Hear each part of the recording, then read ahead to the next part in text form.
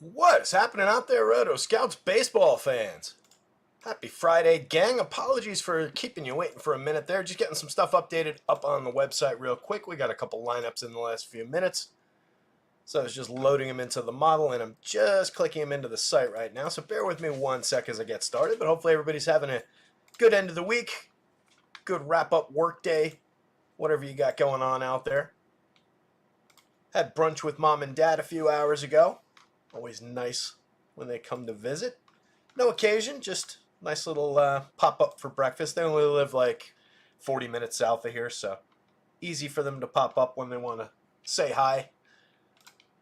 Big meal at the diner, absolutely stuffed. If I burp into the microphone, apologies. And all right, we're updated. We should be good up on the website. Let's see who's here. Cujo's here. Happy Friday, TGIF to you too, buddy. Yeah, missed you too. Cujo wasn't around yesterday. Anthony Taylor, happy Friday to you. Harold Haas, same thing. Matthew Patterson, back at you. Ducking, Dimitri, Mamba. Good to see everybody here. Room's building up a little bit. We'll dive on in. 10 games on the slate. It's a interesting looking one. We've got some solid pitching options up at the top in the super high price range. We've got some workable pitching options through the mid range and some cheapo options that are good. We've got the Orioles at Coors Field pulling a monster total. Got some other interesting spots. The Mets drawing a pretty big total. There's all kinds of action on this board, so it should be a fun one to talk through during the show. Quick congrats to our guy Lone Wolf. Took down another one yesterday. Looks like he split first place. $550 in his pocket, not too bad. I think those are single entries that he's playing, or he's dropping one or two lineups in. But congrats, that's multiple wins this year, multiple takedowns, and nice little prize pools to keep the bankroll moving along, rolling along, building, whatever. But congrats to Lone Wolf, always good to see, and appreciate him shouting that out on the tweet. Anytime you guys hit one, shout it out to the at rotoscouts Twitter handle, and we'll always retweet it and mention it on the show. Drop it into the Discord, same thing. If you're not in our Discord already, I'm sure everybody who's here already is, but I'll drop a link in there now so that people have it throughout the show. Other info's down in the description as usual. There's a link to our guys over at acemind.io. There's kickback info for me. Subscriptions are going to be starting up with the beginning of football season next Thursday, so just be aware of that.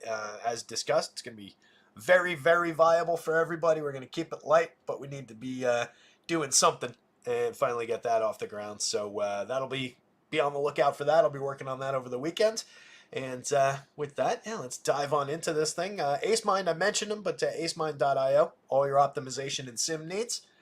Sure you guys have heard me talk about them before, but rotoscouts all in cap still gets you 20% off your first month over there going into football season. I'm sure people are looking for good products, and those guys are doing a killer job, so give them a look. There's Lone Wolf. Congrats, buddy. Well done, well done. So, as mentioned, interesting looking slate. Got a viable spot for the Yankees at the top of the board, 4.95 implied total. One of the top-ranked teams of the day. Not the very peak of the day, but definitely one of the top teams of the day at 4.95. Facing Eric Fede, the Cardinals in town for the weekend series against the Yanks. Yanks answering back with Marcus Stroman. A gettable pitcher, but one who, it's rare that Stroman goes completely lopsided. Usually it's a few runs here, a few runs there that might ruin your DFS day, but not really lead to a gigantic day on the other side for the bats. There are good bats in that Cardinals lineup, though. A few guys that could take a poke at the short porch and right. So we'll give it a look. Second game up, the Pirates at the Guardians. Seeing some interesting power totals on both sides of this one. It's Ben Lively going for the Guardians. It's Bailey Falter going for the hometown Pirates. Two playable totals. It's the other way around. The hometown Guardians. 4.93 implied total for the Guardians, going up against Bailey Falter on the road for the Pirates, and then a 4.17 implied total for the Pirates facing Ben Lively in a home start. Both sides are kind of playing, and the Pirates are fairly cheap. Their lineup is not the best. It's not the deepest lineup, but the top end is pretty decent depending on what gets confirmed into it. There's at least a few viable parts. On FanDuel, we don't have outfield access to O'Neill Cruz yet, which would be dynamite for using that team as a stack. But they're already fairly outfield heavy anyway, so it depends on who you're looking at putting them together with. But for me, they're on the board for value. And then, again, the Guardians are looking like another beefy stack in their opportunity against fault. They're showing a lot of power through that lineup, and there's a lot of reasonable power hitters in it, plus all those good sequencers. It just becomes a good-looking stack a lot of the time. Athletics against the Rangers, 8.5 run total for the game. 3.95 going to the A's. They're facing John Gray. I feel like that could be a little bit higher. Gray hasn't exactly been sharp, hasn't exactly been pitching deep into games. So I don't really get why that's quite so low. I'm showing the A's pulling a better opportunity than that. And then on the Rangers side, 4.64, pretty solid looking implied total against J.P. Sears, who is actually definitely the better of the two pitchers anyway. Maybe not great. He has his ups and downs, but he was on a streak of very good starts before he hit kind of a wall with a 5 earned run start of 3 2/3 against Milwaukee. Prior to that, he had gone 5 or 6 starts in a row that were very solid, very deep starts. I don't think it makes him all that interesting with the Rangers drawing a pretty solid total against, and that is a good team that I don't love the target anyway, so I don't think he's all that on the board, but it's interesting the way the totals are configured in that game. Royals drawing a really low total against Framber Valdez. I've got Framber at a good, not incredible total, just with the low strikeout nature of most of those Royals, but now they're without Vinny Pasquantino, who got hurt yesterday and is going to apparently miss the end of the season, which sucks. So potentially a little bit of a bump that I might have to go back in and give Framber another, just fudge it a little bit up with like another strikeout kind of projection. But we'll see what that lineup eventually looks like. Framber, as you guys know, is one of my favorite pitchers in the league as far as non-Yankees go. Think he's fantastic, and a 3.29 implied total for KC basically says it all about his quality. Seth Lugo on the mound for KC going up against the Astros, basically pitched above his head most of the season. Not untalented, but very, very average mid-range type of a guy, and was pitching better than that in terms of his ERA through most of the season. It's caught up to him a little bit in the second half here, but he's had his good starts along the way as well. I just never love targeting that Houston team with mediocre pitching, so I don't really like the Lugo option, and Vegas doesn't really like it either. 4.31 implied total. Astros bats look playable, but on their side, if it is the good version of Lugo, maybe he doesn't put up a monster against them strikeout-wise, but has a decent day. They only score a couple of runs, and it kind of goes bust as a stack. The Mets, on the other hand, look pretty appealing, facing Jonathan Cannon.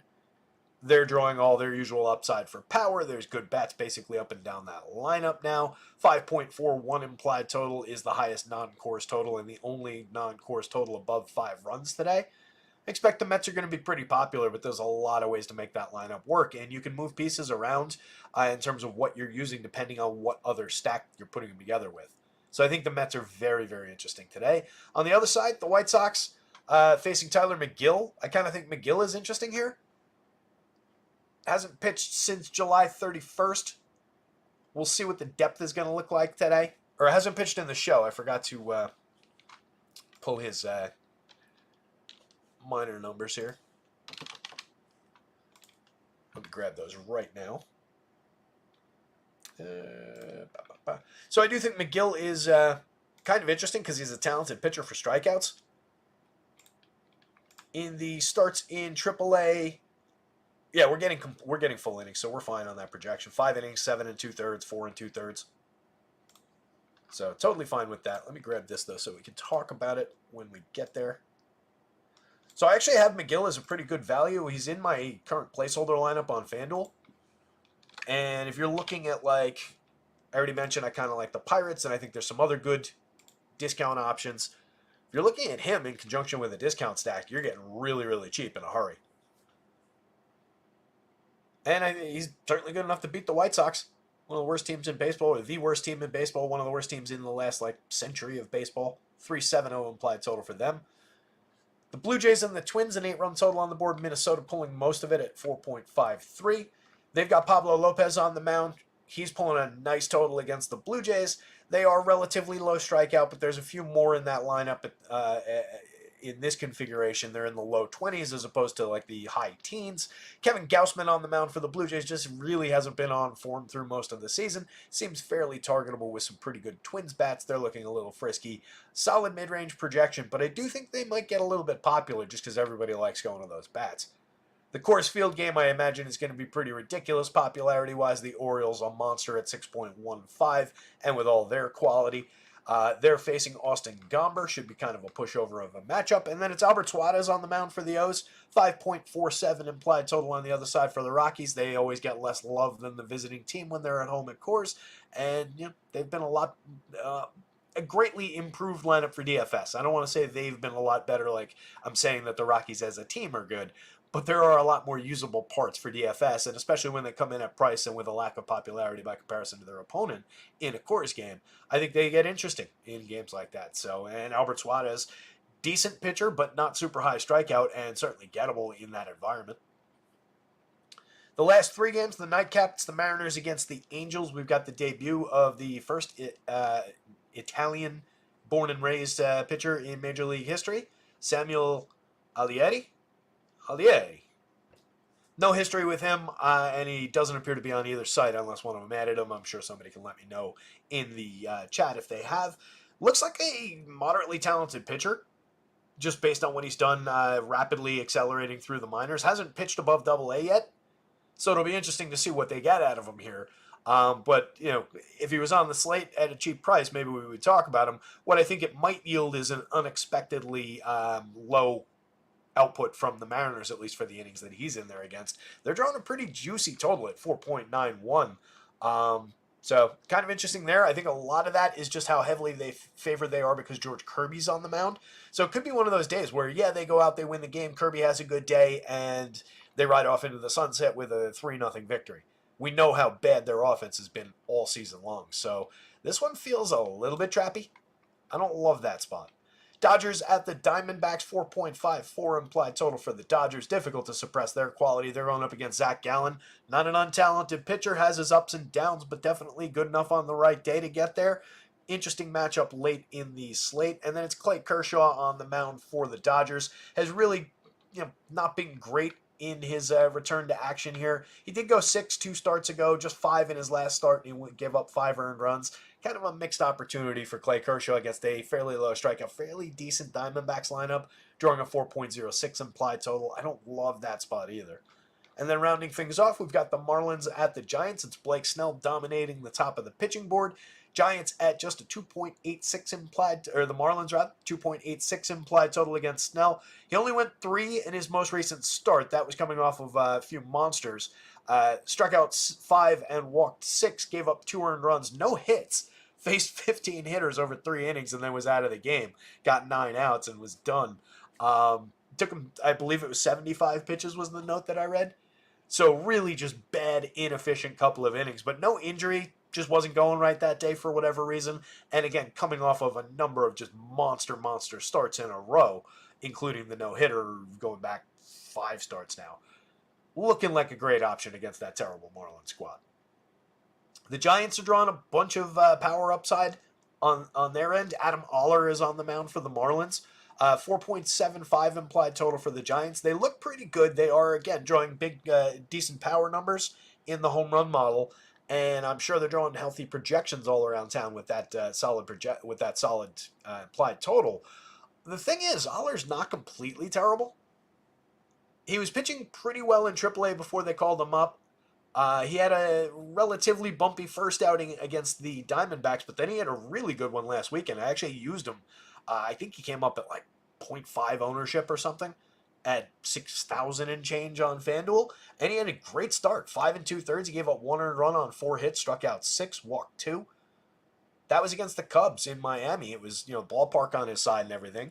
But this ballpark's just as much on a pitcher's side. This Giants team has just as many strikeouts against a righty as that Cubs team does.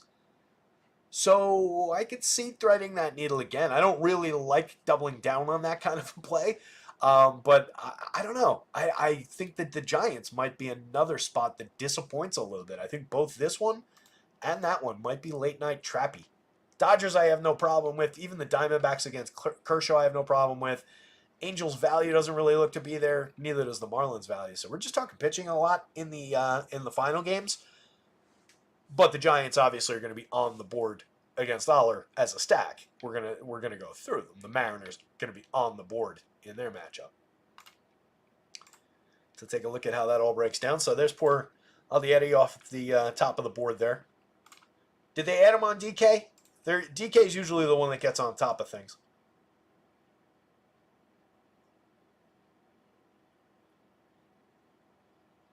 They did 7,800. That's annoying.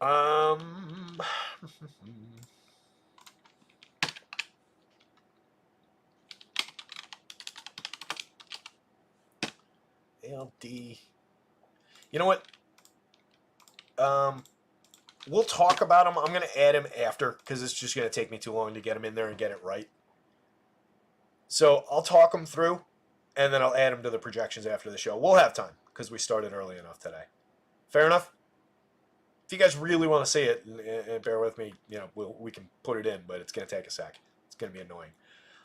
Looking at the board, though, top of the board overall, Blake Snell, 11-2, 10-2 across sides. Very, very expensive, but the potential to absolutely dominate that Marlins lineup. Looking really good and really realistic at the top of the board. Pablo Lopez, number 2, against Toronto. That's the one that I feel like he's a little bit shakier. What I love, though, 8,600 on DraftKings. You're getting an absolute bargain on that projection, and he's got more than enough talent to at least pay this kind of a projection off. And there's realistic ceiling on top of that, especially with a bit of an uptick in strikeouts for Toronto. So I think Pablo, not terrible option near the top of the board. I don't love him at this price. That feels a little bit steep, but you do have a number of very expensive pitchers on the FanDuel slate today. It's not completely unfair, but they could have done us a favor and made him a little bit cheaper. Like George Kirby being offset by 94 against LA is probably not all that realistic if you're going to put Pablo Lopez against Toronto at 10-8. That feels a little bit upside down. Those prices could be reversed. Or you could just lower Pablo to like the 9s. I think that would be the most realistic approach. Kirby looks really good at 94. 9,800 on DraftKings, same thing. Fire away with Kirby shares against LA. He's very, very good. McGill, like I mentioned, talented enough. And as long as we're counting on 6-ish innings facing that White Sox team, McGill's a decent strikeout pitcher. Plenty of Ks available for him. A non-threatening lineup, 7,500, 7,400. Projects out really well, and I think he's got a little ceiling on top of that. Could definitely go wrong. There's a reason he hasn't really gotten his feet on the ground in a permanent role in the show yet. But has upside in that matchup. Framber, like I mentioned, I saw him around town projected more in like this kind of a territory, calling another strikeout on top. And I might go in and give it to him. I did forget when I was looking at the projection adjustments and everything that Vinny wasn't going to be in the lineup for KC today. So that does add potential of an uptick in strikeouts. But I'm going to wait. I'll adjust him if necessary when KC's lineup comes out when I go back in to do Aldieri at the end of the show. Seth Lugo against Houston. Just don't love the matchup and really don't like the prices. Again, I do think he is a medium talent of a pitcher. Maybe a little bit more than that. But not as good as he's been this year, and it's a terrible matchup against a really low strikeout, pretty decent Houston lineup, 9,800, 9,100. If he was in like the 8s, let's say he was priced a little bit, 85, let's say, compared to Ben Lively, it'd be more interesting, playable at least. At these prices, it's rough. Even as an SP2 over here, that doesn't fit as a price. I feel like Lugo just kind of falls by the wayside. Maybe that makes him a little bit more valuable just if you're building a ton of lineups on a little differentiation, a little bit of contrarianism, but not a great matchup to be contrarian in. Ben Lively against Pittsburgh. Again, I am considering Pittsburgh as a value stack today. They're showing enough power against, and Lively really not consistently good. Has spiked a couple decent ones, but generally does allow a little bit. We'll give it a look. 8,100 doesn't feel great on either site when we've got better options in lower prices across the board. Stroman, playable at 76-72 against St. Louis, just kind of a lower ceiling by comparison to most of the top pitchers on the board, and a lower ceiling than some of the value guys. Like, I think he's lower ceiling overall most days than Tyler McGill against the White Sox, let's say. By comparison to, like, Sears, Kershaw, that's around similar probably. 79 across the board for Sears. Not a great price to find him at against Texas. Like I said, he is good enough, and he did have that very good run of starts, but not a guy I fully trust, and I'd rather get him when he's cheap on a good run than at a higher price. Like, you're kind of buying the high with JP Sears here now, or maybe that was the last start and it's come down a little bit, but I don't think it's all that realistic at those prices. Playable, but not great. Clay Kershaw at 85 on DraftKings is different than the 77 on FanDuel. I do think that's got a little bit of appeal. I just still question what the true ceiling looks like with Clay. even if he's rolling, do they let him have 7? He completed 6, like I said, 2 starts ago against the Cardinals on the 18th. 4 hits, 2 strikeouts, and a walk. I don't know what the pitch count was, but it can't have been that many if he only struck out 2 and walked 1 and only allowed 4 hits. Got through 20 hitters in 6 innings. So that's probably not that many pitches. Didn't come back out for the 7th in that one. Can't imagine we're getting much ceiling out of Clay. And we've seen some okay strikeout games, but we've also seen some lackluster strikeout games in the return. Gallen on the other side of that one, facing the Dodgers. I just don't like Gallen against the Dodgers. Against the weaker team, maybe. 9,200 on FanDuel's kind of a no thank you. He's an effective enough mid-range pitcher that maybe he gets there for you a couple times out of 100, but it doesn't look great against that opponent. 84 is a lot more playable on DraftKings. If you're looking to go like mid on your starting pitcher, or like mid-cheap, like 84 for him, 74 for McGill, 84 for him, 72 for Stroman, 84 on one of the $6,000 guys. That might be a way to consider it, just to get him on the board a little bit. But it's not great. He's entirely skippable in that position in that matchup. Fede against the Yankees is pretty much a no. 7,700, he's at least cheap on DraftKings. 8,700, I have no idea how they arrived at that. On FanDuel, I wouldn't touch it. Aller, again, we're going to give him a look. 6,600, 6,900 across sites. I don't think he's good, but he's been pitching okay and did have that good start against the Cubs. And he's very, very cheap against the gettable Giant squad, but that's definitely going to be a both-sided situation when we get there later on. Suarez, no against the Rockies, but they are gettable on the right day. A decent pitcher can have a day even in Coors Field. I just don't feel like we need to mine that today. John Gray against the Athletics, probably more playable than the Coors Field pitchers, but just medium opportunity there. And again, I come down favoring the A's side of that one, despite a lower Vegas total than I would have expected. Cannon is just a target for Mets bats. Bailey Falter's a target for Guardians bats, and Austin Gomber is the biggest target on the board for the Orioles bats.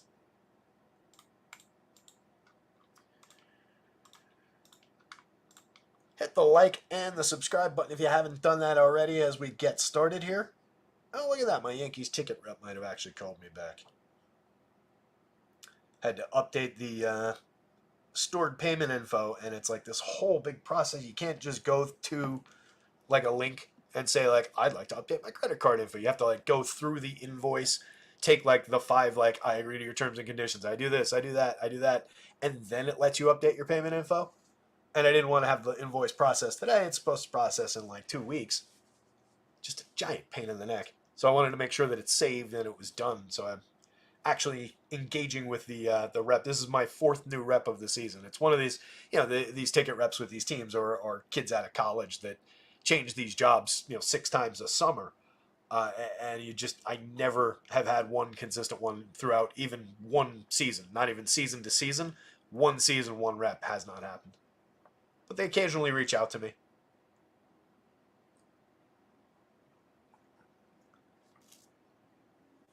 Larry C. calling out Gausman's 4-seamer down a mile an hour and getting crushed now. Yeah, Gausman just hasn't really had it. It's going to be interesting. It's first game up. Cards and the Yanks. Looking like a spot for offense to me. Stroman isn't bad. He's under the surface not really pitching all that well with a 4.71 xFIP. But he's gotten away with it a little bit. 3.88 ERA. And he is more this guy over the course of his career. Last year, a 3.95 ERA, a 3.79 xFIP. The year before, a 3.50 with a 3.49. He's striking out fewer hitters this year. He's walking a couple more, 10% versus 9% last year, but he's dipped by almost 4% in strikeout rate. Has lost a few swinging strikes, has lost a few called in his CSW overall. Has given up a few more home runs, most importantly, 3.16% home runs this year on a little bit of increased contact. Elevated barrel rate this season, elevated launch angle, a little bit more, or a little bit less, in terms of hard hits and exit velo, but it's been on a different trajectory, so he's gotten out actually more frequently against him. When he is effective, he's keeping the ball on the ground. He's inducing weak and medium contact, like we saw in those last year's numbers. So maybe a day where he suppresses the cards, you can still see the remnants of that throughout their home run numbers here. Only Alec Burleson in, even kind of reasonable territory at 6.98. You get Goldie, it's 5.60. Everybody else below even halfway to the magic number. And they haven't been great for home run upside all season. Goldschmidt has 20. Burleson leads this group of hitters with 21. Arenado's got 14. It's an unimpressive lineup. But I think Nootbaar's kind of interesting, just given the Yankee Stadium of it. I think Burleson's interesting for the same reason, the two lefties. Victor Scott doesn't really get that credit, but he'll end up being the one to hit the home run. Watch. It'll be like a little weak fly ball to right that just somehow continues to sail one of those Yankee Stadium home runs. But if you're considering hitters that you actually like from that lineup, there's only a few. But Stroman is gettable enough that I could see the Cards rolling up a few innings where they sequence, create opportunities, put guys on, and then if one of these guys does come through with the big knock, whether it's a home run, a double, whatever, then you start creating some big scoring events. So I think the Cards are more on the board than Stroman is, but he's perfectly fine, 72, 76. It's not like he's overpriced for the opportunity. All he really needs to do is go out there and win you the game and find you 4 or 5 strikeouts for that money, and he's perfectly capable of doing that. Oh, you know what? We didn't talk about the weather, and there are 1,000 games on Raw Sport again. Let's get through this one, and then we'll circle back. 5 strikeouts, 3 earned runs, 3 walks in 5 innings in his last one. Got the win, no quality start. Got the quality start in the game before that, but no win against the Tigers. 5 strikeouts, 4 hits, no runs over 6, but the Yankees managed to not get him to win in that one. Does get win equity out of the the Yankees. I think that stacking him with a stack of Yankees hitters is a good idea, just to pick up a little bit of upside for the win. No really great outstanding starts and a few recent meltdowns. 4 starts back against Toronto, a fairly comparable opponent. 7 earned runs on 8 hits in just 2 2/3, 3 strikeouts and a walk. That was his worst start of the entire season.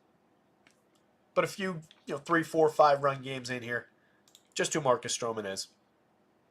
Fede on the other side, no better than Stroman. 3.31 ERA, a 4.21 xFIP. The numbers are a little bit cleaner for him in that department. He's striking out a few more, walking a few less. But there's no real uptick in talent, technically, if you're looking at stuff. Plus, Stroman's a little bit ahead. If we're looking back over time, Stroman's been better for their careers. 2 years ago, Fede pitched in the Korean League last year. And then 2 years ago, I think, I'm pretty sure. And then 5.81 ERA, a 4.74 xFIP, a 16.4% strikeout rate over 127 innings and 27 starts 2 years ago. This year he's been effective, but I wouldn't call this good. Random ass pitchers do beat the Yankees frequently enough that if you're inclined to roll the dice with Fede, if you've been going there all season long, go ahead. 77 is not a bad price to find him at. I just think the numbers and everything about the situation greatly prefers the Yankees' bats. 87 on FanDuel is really challenging. I really don't see the upside for Eric Fede at 8,700. Last time out, 6 innings, 7 strikeouts, gave up just 1 earned run. That was at Minnesota against a pretty good Twins squad. The earned run came on a homer. 5 2/3 against the Brewers, just 2 earned runs on 6 hits, 2 strikeouts, 4 walks. 2 strikeouts, 2 walks, 4 earned runs on 2 home runs, 6 hits total against Cincinnati. At Cincinnati, the one before that. Those 2 starts are more emblematic of the Fede that I know. 6 strikeouts and an earned run over 5 against Tampa Bay. That's a pretty weak opponent. 4 strikeouts, 5 earned runs on 6 hits against the Cubbies over just 5. Bad one against Seattle, just 4 strikeouts, 2 walks, 3 earned runs. The second half hasn't been nearly as sharp as the first half was for Fede either. So a weakened version than the guy that gave you the very good ERA that he had earlier in the year, and this has crept up quite a bit on him. A gettable pitcher for home run upside with this Yankee squad. Soto, Judge, Stanton, all looking pretty sharp in the home run model. Jazz is somebody not to sleep on at his mark, so just greatly prefer bats on both sides, and the Yanks are at one of the highest totals on the board. Mason Wynn, not a bad way to start a Cardinal stack. 4,200, 3,000 at shortstop, 12 home runs and 10 stolen bases. Having a nice little week for me as a pickup in the Dynasty League. He hit a home run this week. I think he stole a base. A few hits. Been reasonably effective. He's not a great DFS option. 3,000 though, not a high price to pay for a guy who can get involved and is providing correlated scoring. 335 on base, a 113 WRC plus. Perfectly fine to plug him in. Just I would rather do it at second base than shortstop with a player like that if I had a choice about it. Burleson for 45, 3,000 outfield and first base on both sites. 21 homers on the season, a 178 ISO. Not the best contact in the world, but not bad. 7% barrels, 40.4% hard hits. A little above average there, a little below average there, but very low strikeouts, so we're getting a lot of batted balls, which creates, obviously opportunities based on the quality of those batted ball events. He's a good player. He's not an outstanding player, but he's a lefty facing a medium-strength righty in Yankee Stadium. Automatically makes him playable, especially when he checks in at fair prices. Arenado, very cheap at $3,900, $2,800, as we've been saying, for the name on the back of that jersey in his career history. But for the guy who's putting up a 268, 319, 394, a 126 ISO, 14 home runs, and 530 plate appearances, a sub 30% hard hit rate, a 3.3% barrel rate, he's just an average contact hitter now. Maybe a little bit above average than your Nicky Lopez type contact hitters, because he does still have a little bit of power if he manages to whip the bat around fast enough. But he is broken right now, and I don't know how fixable it is. He's going to have to really change his swing going into the next year to regain any kind of quality. Brendan Donovan, 36-28, 10 home runs, a 127 ISO, a 103 WRC+, mix and match caliber player at multiple positions and a fair price on both sites. Goldschmidt still does have power, still rocks the ball when he makes contact, 9.3% barrels and 47.2% hard hits. Easy enough to plug into a Cardinal stack at 4,000, 3,100, but not the priority bat, not the draw to the Cardinals that he really used to be. 20 home runs on the year, just a 162 ISO and 94 WRC+. Nootbaar is an interesting player, a lefty bat with a little bit of medium power, 20 home run kind of power, 15, 18, 20 home runs, somewhere in that general type of range. He's got 8 in 309 chances this year. Just a 148 ISO, but look at the contact. 9.5% barrels, 49.8% hard hits. Similar numbers over previous seasons. He is a good lefty bat to throw at Marcus Stroman. If you're stacking cards, Nootbaar's top 3 priority hitter in that lineup. Jordan Walker called back up to the big squad, just a dead man on FanDuel, only slashing 145, 228, 232 over his 79 chances in the show this year. For $2,700, you can have him in your outfield on DraftKings. So far, this has been a better minor league player than a major league player.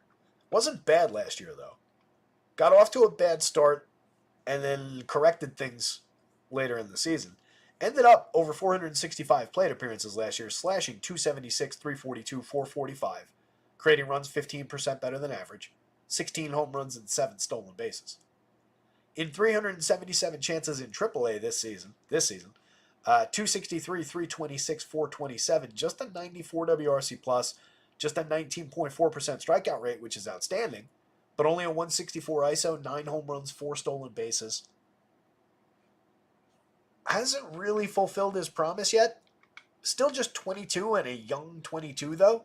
So he's one of these players that got promoted really early, didn't quite click, just might need a little bit more seasoning, a little bit more opportunity. They gave him that in AAA this year. He was okay. It's difficult to say if that's growth. He had a very, very good 2022 in AA and then was split between the majors and AAA last year.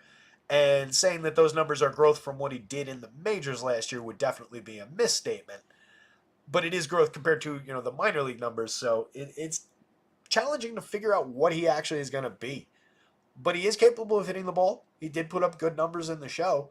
And the dead min on FanDuel puts him on the board, 2,700 on DraftKings on a team that's not overloaded with outfielders. Not a bad option if you're stacking Cardinals.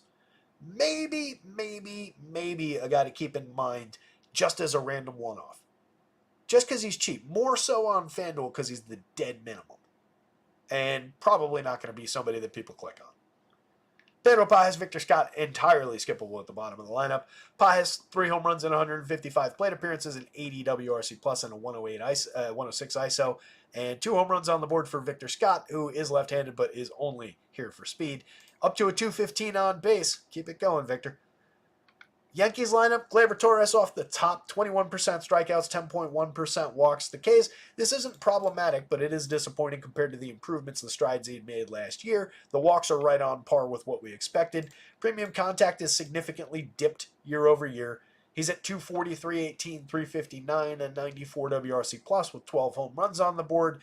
And if you watch this show regularly, you know that I'm about to say, in this spot in the lineup, all he's got to do for us is get on base ahead of these guys. So he's entirely playable at 44.31. He's fairly priced. These guys are insanely high priced. But if you put Glaber in a lineup, and let's say you just 3-man it, it at least helps bring that down to 6,000 apiece. That's really not that good. We got to make it a 5-man to bring that, to have that any impact salary wise, and we probably got to skip those guys and go to Volpe. Let's see how that looks. That gets it to 53.80, and it includes Soto and Judge. But you're skipping Jazz and Stanton. I'll take Jazz in that one. Let's go with the more expensive guy. 56 if you include Jazz. That's with Austin Wells in it. It's a very high-priced Yankees stack today. They look really playable. On FanDuel, this seems a lot more reasonable. Judge is at 52 and Soto's at 43. But I feel like that, yeah, that's 39 on the average. That's a little bit cheaper on average than that 6,000 plus 3-man price on DraftKings. If you go this way, it's the same. Basically, any way that you stack them, unless you go to Verdugo, Ben Rice at the bottom, it's going to be essentially the same average 4-man price with the Yankees on FanDuel. They feel more playable on the blue side. Either way, they're very much on the board. Like, figure out a good way to get to them because they look great today. Soto, 15.57 in the home run model. He's got 37 on the year, a 299 ISO, a 183 WRC+. Aaron Judge, 18.56. Believe that's the highest number on today's slate in the home run model. 51 on the season, a 397 ISO, a 226 WRC+. Judge is an absolute monster on the field. 7,200 on the DraftKings slate. Can he hit 8,000 before the end of the season? Austin Wells, 43, 3,000. Having a good year. 322 plate appearances. He's hit 10 home runs, 168 ISO, 118 WRC+, 253, 346, 421. I feel like Yankees fans aren't excited enough about this player. He's a young catcher, with a good bat. This is a kid who might be on this team for the next decade plus. Really like him. I love him hitting cleanup for a cheap price as far as DFS goes. Makes this team a little bit more stackable. It works another quality lefty into that lineup. I do think it would be reasonable to say that Jazz should probably be hitting cleanup if you want a lefty there and move Wells down to the 6th spot. But good enough for government work. I'm fine with either way. Giancarlo Stanton, still one of the best power hitters in the game. 23 home runs and 370 plate appearances with a 241 ISO. Crushes the ball, swings the bat harder than anybody else in the sport as measured by StatCast. 19.5% barrels, 53.7% hard hits. Don't skip Stanton. If you're stacking Yankees, you can skip them in one, but don't skip them across all 3 of 3. Don't skip them in 20. He belongs in half your Yankees stacks at worst. He is very, very good with monstrous DFS upside. Jazz Chisholm for 55.32. Very effective option. 55 at third base is not bad. It's very expensive, but he's got a lot of upside. He's up to 22 homers and 28 stolen bases, a 196 ISO, 114 WRC+. Solid left-handed bat to take shots at right field in Yankee Stadium against this pitcher. Love the option on FanDuel. I think he's absolutely fantastic because he's got second base eligibility to go with his outfield and third base. 3,200 is a very good price. You can see how he projects what his number looks like in the home run model. Terrific option. Volpe is a mix and match quality talent at shortstop. 11 homers, 25 steals. Just a 135 ISO, 94 WRC+. He's all right. He can give you any given slate upside for sure, but limited overall. Alex Verdugo is meh. Just another outfielder at best. 11 home runs, a 294 on base, 84 WRC+. And then Benji Rice kind of dipped from the quality that he showed us initially, unfortunately. Still drawing a good walk rate. Still seems to have a good eye at the plate. Makes very good contact when he connects. 16.2% barrels with 11.6% walks. I'm clinging to those numbers because everything else, 178, 273, 363, starting to dip. 79 WRC+, not great. 7 homers and 172 chances. Most of them came in a hurry at the beginning. It's been a bad stretch for Ben. Ben Rice in his last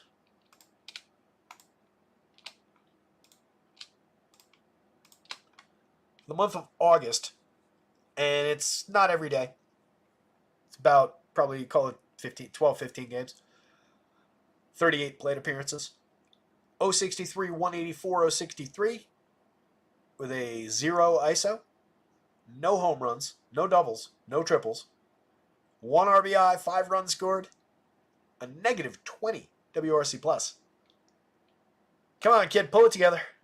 I still do think that he is potentially an effective major league bat, given the eye and the power upside. But we got to be better than this. Playable, but not great at the bottom of the lineup. Yankees bats, Cardinals bats. Really, neither pitcher or both pitchers are shakily on the board as just mid-range, meh kind of options. But it's much more about bats in Yankee Stadium, as usual. I promised to do the weather real quick. So Roth has like I don't know, 8 entries on here.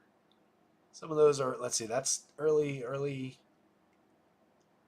All right, for this slate, so it's including things like that Yankees game, not a raindrop in sight, a truly wonderful baseball night. Well, thanks, Kev. I agree. Pittsburgh and Cleveland, a brief spotty downpour could zip by, a hot and humid ball will fly. He's rhyming now. He is rhyming, actually. Oh, jeez. I didn't catch it in the first one, but all of these rhyme. All right, I'm not reading his poetry. Green, yellow across the board. Pittsburgh, Cleveland, green, yellow. Mets at Chicago, green, yellow. Little bit of rain maybe comes through, but it's fine. And Baltimore, Colorado, the winds are blowing out to left in Coors Field. So no concerning weather. We're fine. Ben Lively on the mound for the Guardians. Bailey Falter going for the Pirates. Let's see if we got lineups. We do. Fantastic. IKF at the top of the lineup for the Pirates. I used Brian Reynolds as the home run pick of the day. Pretty solid little 12.57 in the home run mile. Doesn't look like a bad option. It's one of the first things that drew my eye to the Pirates. I also think the Guardians are interesting on the other side of this game. I just don't love game stacking a game on a 10-game slate. Never feels great to me.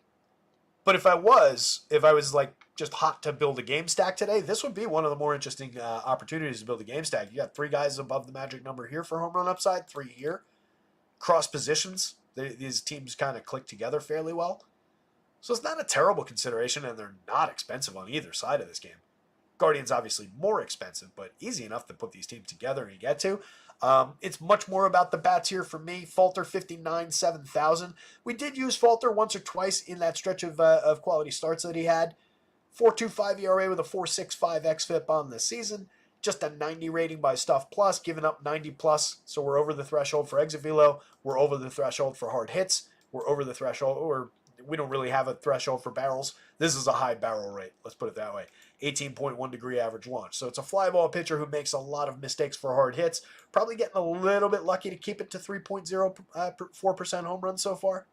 There's a little bit of upside for power against that is coming through in a big way in the model for the Guardians.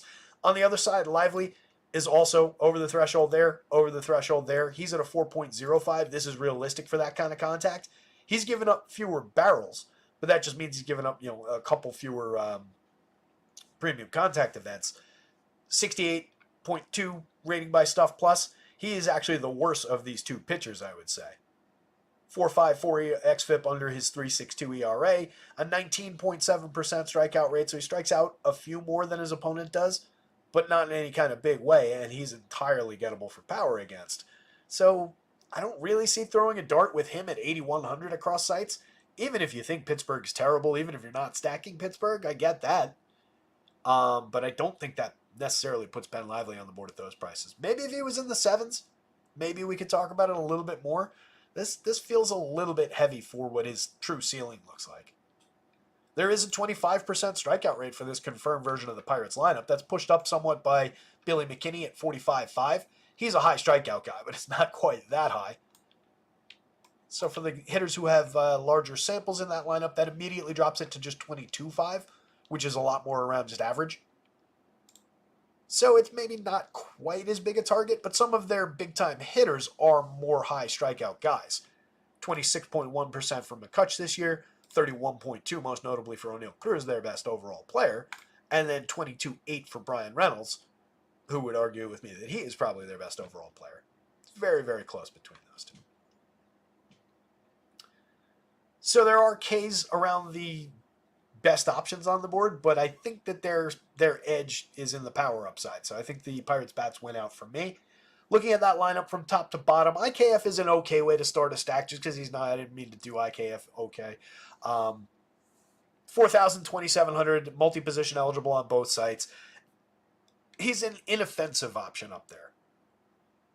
It's not great, but he can get on base. He can get you a base hit. He doesn't really strike out. He puts a ton of balls in play, 15.6% strikeouts, 3.9% walks. Just a 102 WRC plus, a 124 ISO. He's not a power hitter. He's non-threatening, generally.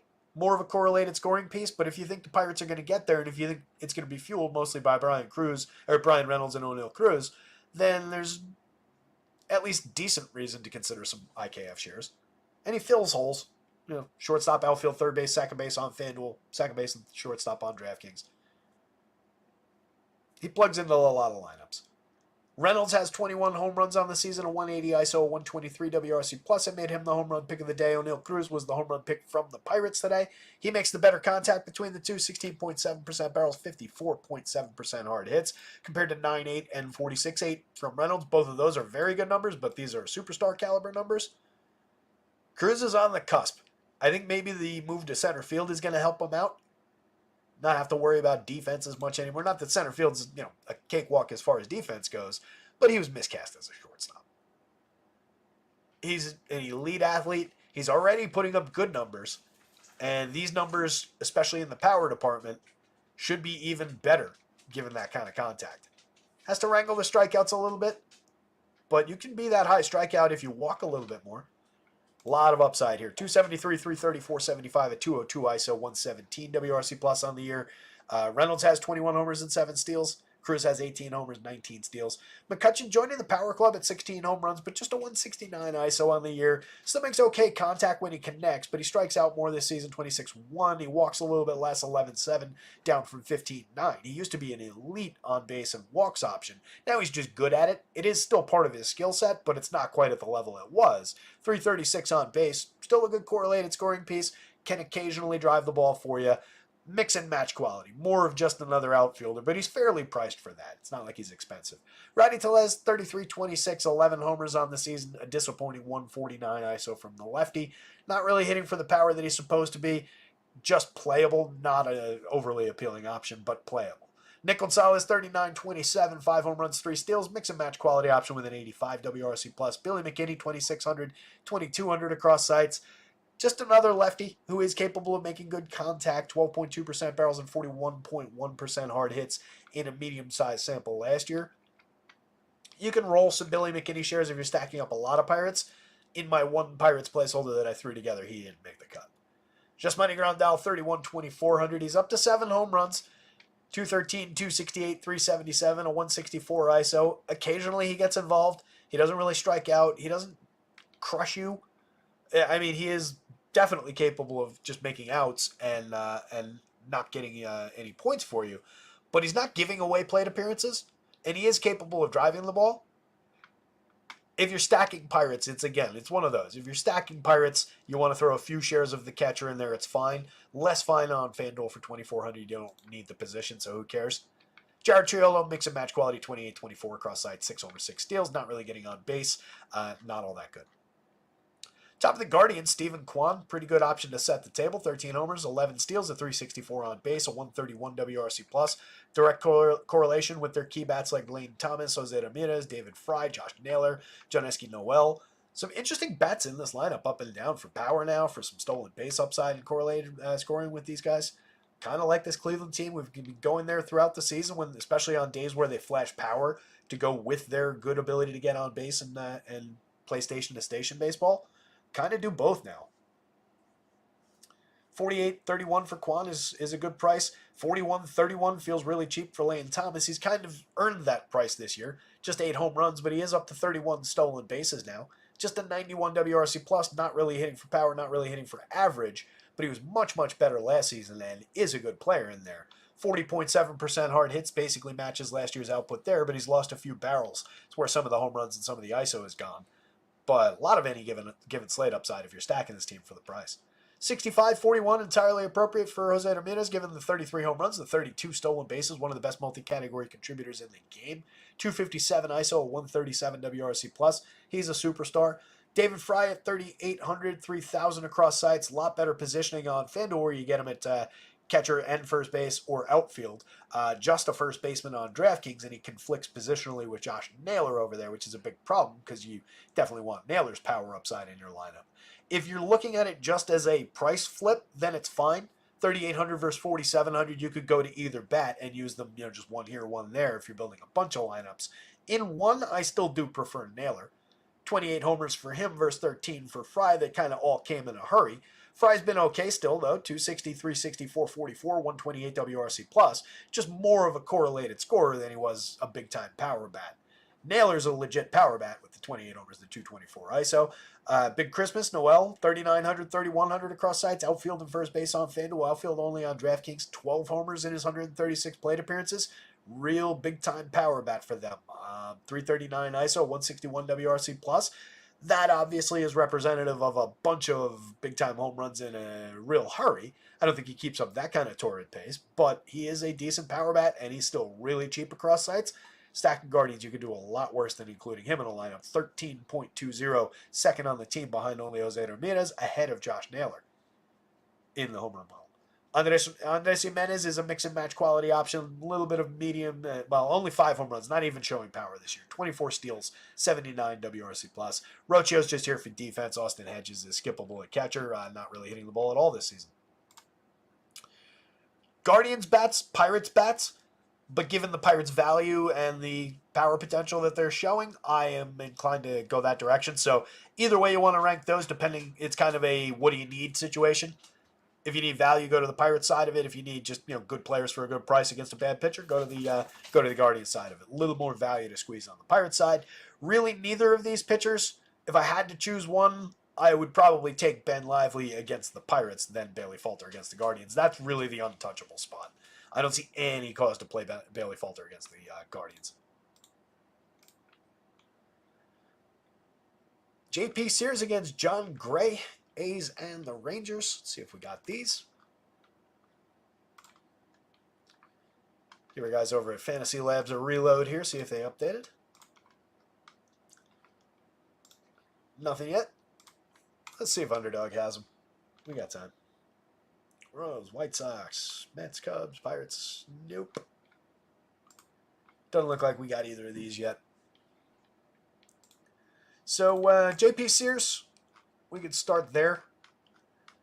As I mentioned earlier in the show, did snap that string of really decent starts. He had 4 starts in a row where he went 7+. 2 9-strikeout games in that mix. Both of them came against the Giants. But 7+ innings, no one start where he gave up 3 earned runs was the most that he gave up. That was at Toronto. 2 one-run games in that stretch and 7 shutout innings in the first game against the Giants.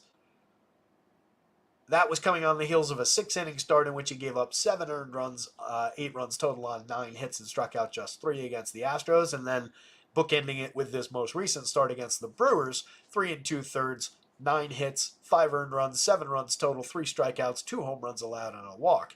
So you can see the bad, you can see the good. It's basically who J.P. Sears is. 7,900, I think, is on the higher side of where you would want him against a good enough man-for-man Ranger squad, regardless of what the results this year might be. It's on the higher side. If he was like even 75, I'd be more enthusiastic about it. It is a pitcher that we've gotten away with a few times. 4.35 ERA is not completely terrible, but the 4.73 xFIP kind of defies it as far as like a I am actually good. 18.7% strikeout rate is really nothing. Over 144 2/3 in 26 starts. He's given up a decent amount of premium contact. Just under 10% barrels. Just under our 40% hard hits threshold. 89.3 miles an hour of exit velo. Technically a little bit of a gap there. 3.47% home run rate seems entirely realistic.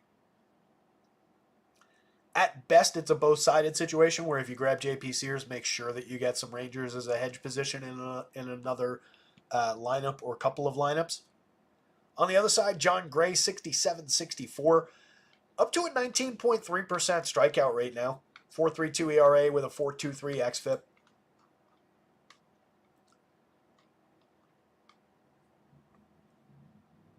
Where is that uptick coming from? Is that number correct?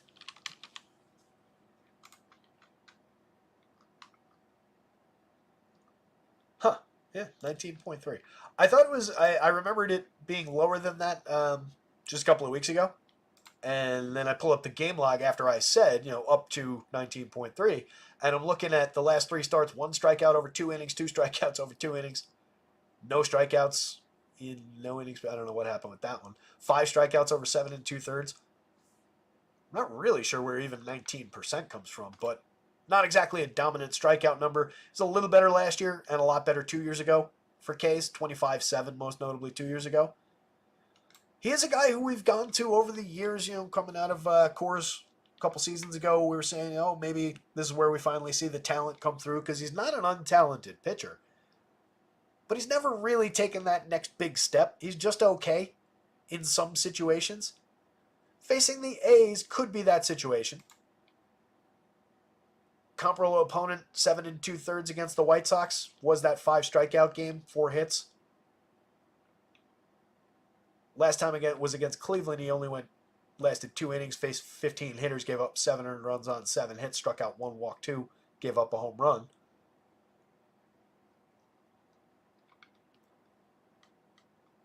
I just really, even against the A's, I tend to lean A's. I really tend to lean bats in this spot. They're at a 3.95. Like I said, it's a lighter total than I was expecting. But I kind of like the way this top end plays now. Butler, not bad. Brent Rooker, legitimately good. JJ Bleday, not bad. Langoliers is what he is, but a pretty good power bat at catcher. Seth Brown, I think, is legitimately good. Bottom maybe trails off, but they do have Zach Geloff hiding down there, who, despite a lack of quality in his slash line, does have 16 homers and 19 steals in 438 plate appearances. So for DFS, he's not completely terrible. I tend to lean Athletics in this spot. So, especially if John Gray gets a little bit popular, given he's so cheap, and he is at least a name that people know against the Athletics, that would push me even more toward A's. In fact, I'm going to pull up his ownership just to see where we're at there.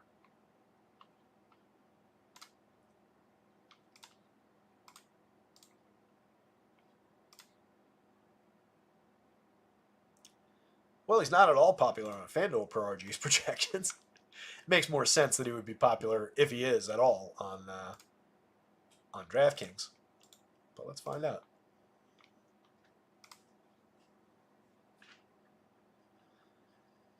It's not high. It's reasonable, like SP2. Kind of just another SP2 kind of ownership. Upper single digits kind of a level. Even that, though, just makes me more inclined to target those people with A's bats. There's a really low ceiling for John Gray.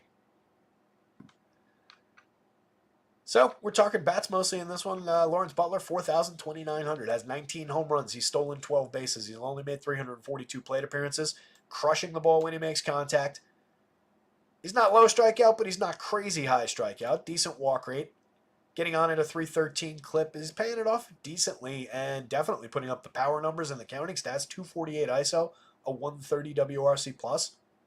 Very, very easy way to start a stack at 4,200. Not appropriately priced up. It's been 342 pretty quality plate appearances now. It's time to raise his price.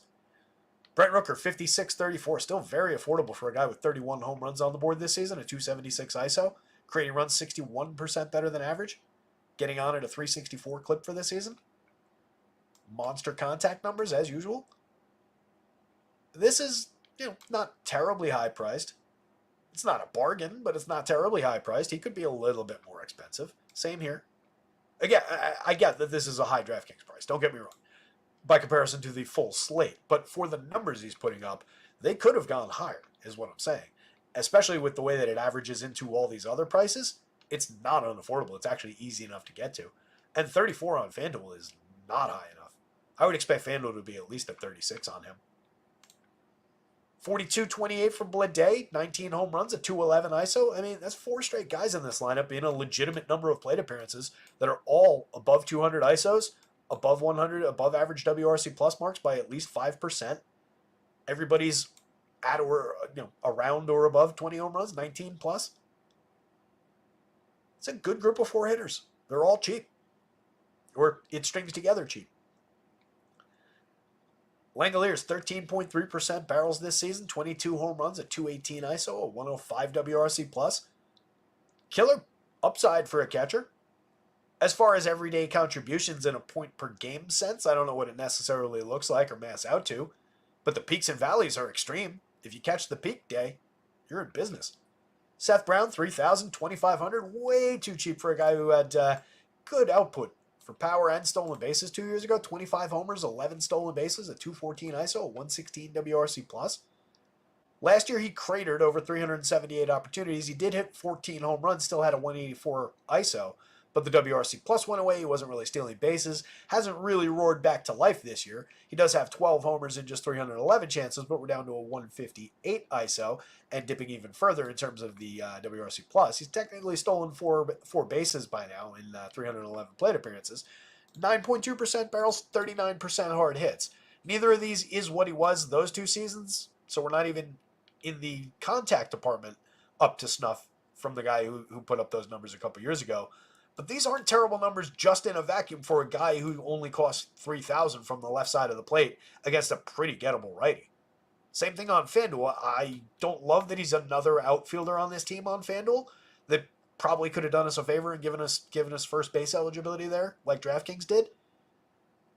We've got 5 outfielders in the lineup on FanDuel in this from this A's team and this projected, so it's not great that way. But Brown is one of the more playable bats in this lineup. I continue to believe that. Daz Cameron, over 138 plate appearances, has actually been mashing the ball. I hadn't caught that yet. 5 home runs, 4 steals, sub Mendoza, sub 300 by a mile on base percentage. Just an 80 WRC+, probably why I didn't notice the premium contact. We haven't talked about Daz Cameron a lot this year, but that's noteworthy. 10.1% barrels and 49.4% hard hits. 3,300, 2,600. It at least keeps him playable. 5 home runs in 138 chances isn't bad. Geloff, again, no great production in terms of the slash line, the run creation mark, but counting stats-wise, DFS-wise, from a cheap second baseman against a gettable pitcher, that's totally playable. Max Schumann, mix and match quality, 7 homers, 11 steals, and then Jacob Wilson at the bottom of the lineup. What was Wilson doing on the minors?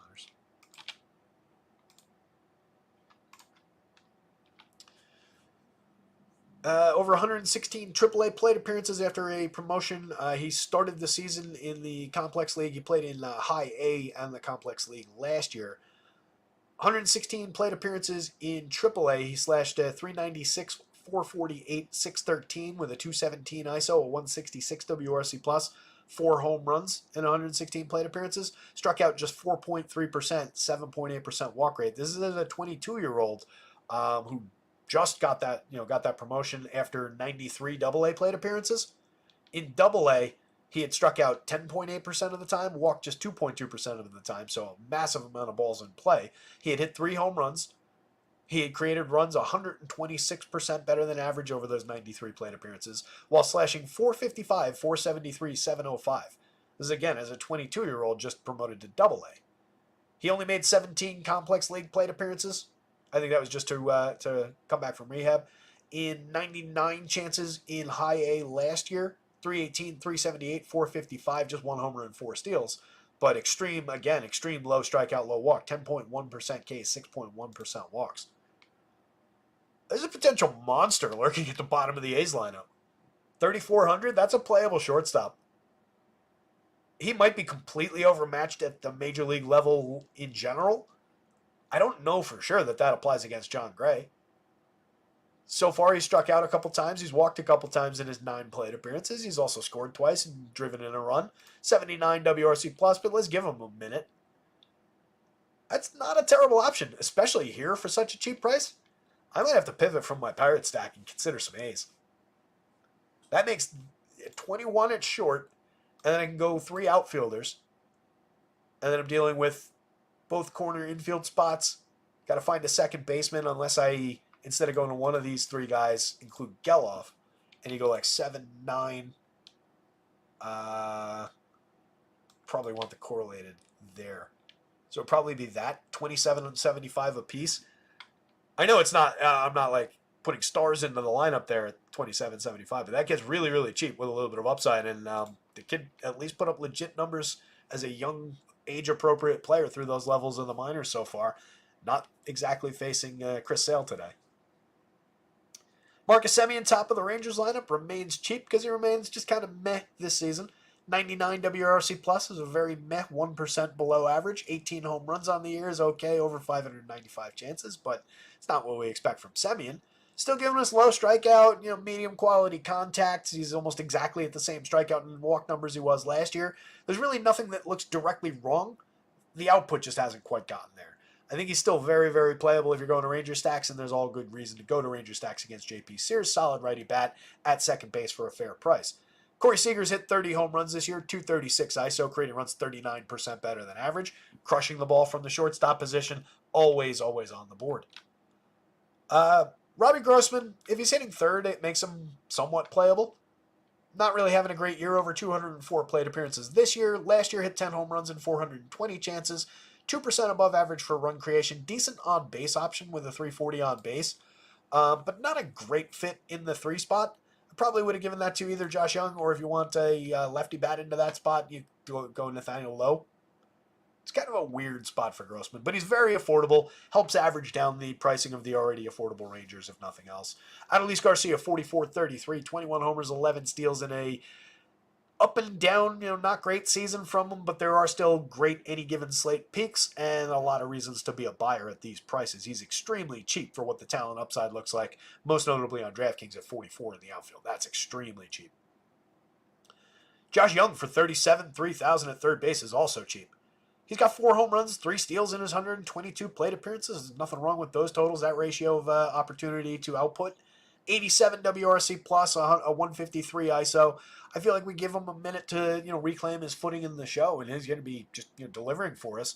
41.9% hard hits, 9.3% barrels after missing most of the season. Every reason in the world to put Josh Young into a Ranger stack against JP Sears. Potential to mash in this spot. 8.49 in the home run model. Nathaniel Lowe, 36-28, remains a very good correlated scoring and on-base option with some power upside at first base for a cheap price. Wyatt Langford, 39-29, just another outfielder, but very playable with some upside. Carson Kelly at 31-26 is hitting the ball effectively, 7.3% barrels, 41% hard hits, 8 home runs in just 252 plate appearances. Decent total, decent contact numbers, everything else is just okay, but he's moderately playable down there, just as much as Jonah Heim is on most slates. Ezekiel Duran, 23-23 across sites, multiple positions across sites. Not having the utility year that he did last year, but if you get that out of him on the day you play him for these cheap prices, wherever you need to fill a hole, he's all right. It's kind of the same as that other game. It's Rangers bats above A's bats just on general quality, but they're both on the board for matchup to me. And if you need it for value, it's like what I said about the Pirates. I have no problem saying that given the relative values of the teams, the A's are just as playable as the Rangers are.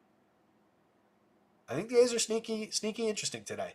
And then between the two pitchers, the matchup is way better for John Gray, but I got to give it to JP Sears between the two. I wouldn't want either of them, but I'm going to put Sears above Gray. Gray's more limited. Royals, Astros, 2 quality options on the mound here. I don't love Lugo at price, and I think he's just, like I said, a slight uptick, slightly above average pitcher. Maybe a little bit more than that. But I think at 91, and especially at 98 on FanDuel, against the Astros of all teams, feels broken. This is a pitcher with a 20.8% strikeout rate going up against a team that all their good hitters are elite at limiting strikeouts. Yes, he's got a 3.19 ERA, but the 3.95 xFIP, we all know that's the real number, if not higher. He's allowing a 40% hard hit rate, 89 miles an hour, manageable exit velo, manageable barrels. He's been good at limiting home runs, but there is a lot of quality contact here. It's not all on the ground at a 10.5 degree average launch. It's not all at extreme fly ball, and he's not a high danger pitcher. It's probably a day where he comes out and keeps the Astros between 3 and 5 runs, but I don't necessarily think that equals a big DFS day for Seth Lugo when he checks in at these prices. If he came out, did that, struck out 4 or 5 at 7,700, that's a different story altogether. At these prices, I don't want to go to Seth Lugo against the Astros. He'll be unpopular if you're inclined to go that route, like low ceiling, low quality pitchers who are just unpopular against good teams. Feels like the wrong approach to me. As I'm saying those words, it doesn't really go together as far as strategy. But that's your guy here. Framber at 95, 11,000. Very differently priced across sites. Justifiably expensive on FanDuel. He's very, very good. Like I said at the beginning of the show, he is one of my favorite non-Yankees pitchers in baseball. I just love his effectiveness, his ability to keep the ball on the ground. He's back to being a decent strikeout pitcher this season, 24.2%, 11.6% swinging, and a very, very good 30.2% CSW. 3.27 ERA with a nice tidy 3.10 xFIP underneath it. Stuff Plus loves the arsenal. We don't care as much about the hard hits, the exit velo, because it comes on a 0.9 degree average launch. And this is a pitcher we've been in negative numbers with for average launch in seasons past. No issues believing that that home run rate at 1.92% allowed or lower is the realistic number for Framber. It's just a really good Royals lineup on the other side. They are going to be without Vinny Pasquantino, which is a big, big ding to this team. Vinny's extremely good, and he's extremely low strikeout. So you can already see that change. This takes up to a 22.8%, replacing Vinny in this lineup. Part of that is that 3 plate appearances in, Tyler Gentry's at 33.3. If we take the guys with more reasonable samples, it amounts to a 21.5. We're already getting a little lower. Right, Dataron Blanco probably going to be in the lineup. Do we have the actual confirmed? We do have the confirmed. I think it's this exact lineup.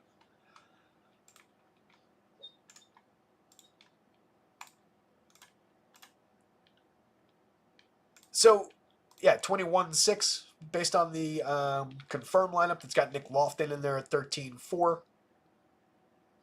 And just still, even with no Vinny, several of their best hitters and best lineup spots are very low strikeout. So it limits the upside, it limits the ceiling a little bit for me on Framber. That's where the difference came in those projections. But again, when I went in and I was checking through the pitching projections like I always do, I forgot that Vinny wasn't in there. So it might give Framber back a tiny bit of strikeout edge that will push him probably into like the 34-point FanDuel range, 16.5, 17-point DraftKings range. So give him, consider another point and a half on top. And that's about right. I'll probably end up giving it to him. This is a low strikeout opponent, but he's good enough to get there. I think he looks great. I just struggle to get to that price on FanDuel when I do have a lot of mid-range pitching options that I think are relative comparable ceiling. Believable comparable ceiling, anyway. I do not like the Royals' bats in any way, shape, or form against Framber here. You can see the impact that he has on them in the home run model. Nobody above a 6. 5.81 leads the team. That's Bobby Witt. He's got 28 on the season with 27 steals. A monster 6.13 slug with a 270 ISO. Makes killer contact. Absolutely elite shortstop. But difficult to hit home runs when the ball's just drilled into the ground, no matter how hard you hit it. 67-44 against Framber feels a little bit rough. Michael Garcia back in the leadoff role, 42-31, getting on at a 291 clip. But as we've said all year, just if you're going to continue putting guys that are sub 300 on base in your leadoff spot anyway, let them hit. 243, 291, 350 overall, 107 ISO. 33 steals is good. 7 home runs, not great for what the expectations were to drive the ball a little bit more. But that does come on a 43.4% hard hit rate. So really the issue is probably more a little bit of a matter of elevation. 4.2% barrels is probably reflective of that. I just think we need to change the swing plane a little bit, and then we're dealing with a monster hitter. But that's probably next year, not this year. Playable, not ideal at the top of the Royals lineup. And again, terrible matchup for this team. 5,033 for Sal on a normal day. Pretty playable. 25 home runs on the year, but just a 5.53 against Framber today. One of the more likely guys to homer if somebody has to against Framber Valdez, but still unlikely as compared to a normal Sal Perez day. Paul DeJong moving up to the cleanup spot, 4.71 in the home run model. He's at 23 this year. He's got a 214 ISO. Another true power bat, but also a guy that strikes out 31.5% of the time. One of the higher end targets for Framber to pick up some K upside against, and non-threatening in terms of the home run downside. Freddie Fermin, low strikeout, low walk, good bat on ball guy, just 3.9% barrels and 33.3% hard hits. We're at 296, 342, 411, 108 WRC plus. Say it with me. Should be getting shots in that leadoff role. We want on base, not speed in the leadoff spot. Ideally both, but take the on base. Nick Lofton, 29-22, multi-position on FanDuel, not so much on DraftKings. Lot more limited on DK, just stuck in at third base. Not a great option for anything outside of some bat on balls and drawing some walks. Just a 294 on base and a 56 WRC plus over his 164 chances. He's just low strikeout at 13.4, and he's drawing an 11.6% walk in the small sample. Last year it was 17.6 and 5.9 in what I believe was a larger sample. I'm not going to bother to check because it's Nick Lofton and who really cares.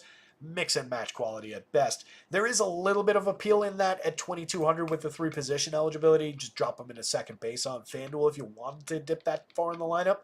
But I don't think he makes the first lineup. Probably doesn't even make like the third lineup. It's down the line a little bit. Unless I desperately need to get cheap in a stack of Royals.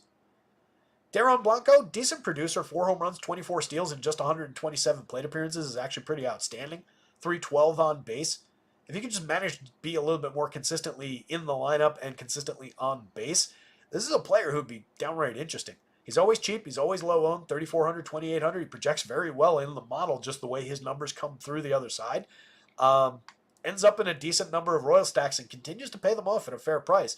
Just a 97 WRC plus, only a 138 ISO, but the output has been tremendous in just 127 plate appearances. I think he's entirely playable.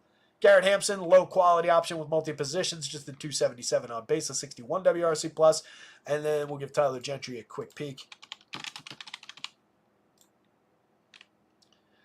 Nope, that's Gary Gentry. Nope, that's Shohei Ohtani. Come on, work with me, lads. There we go. Gentry's 25 in 423 plate appearances in AAA this season. We were at 256, 346, 429. 3 points above average for run creation, just a 173 ISO, 13 homers. Last year, 16 homers and 14 steals, 103 WRC plus, 168 ISO. Seems very average, capable average type player. He is the dead min on both sides in the outfield. You could probably do worse if you're building a bunch of Royal stacks than plugging him into the outfield in a few. And this is an infield heavy lineup anyway. So you're not really hurting yourself. Just, imagine it's Hunter Renfroe and plug him into the lineup. You're getting about that kind of production. Astros lineup I don't think is in yet. They're always at least playable, and it's against Seth Lugo. I don't think there's anything wrong with going in that direction. Looks like it just dropped. How about that? Nothing like timing in this world, gang.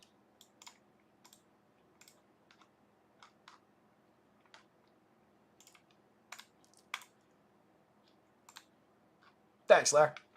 Larry C. pointing out Houston lineup in and no Bregman. Appreciate that note there, buddy. Let me correct what's here. Had you not said that, I probably would have just dropped in the projected one again and forgotten to change it. Altuve, Alvarez. So it's Diaz. Vic Caratini getting the cleanup role today. That's interesting. As long as he's still catcher eligible. The moment he goes first base only, he is no longer as interesting. Pena 5. Oh, this is where Hayward caught on, huh?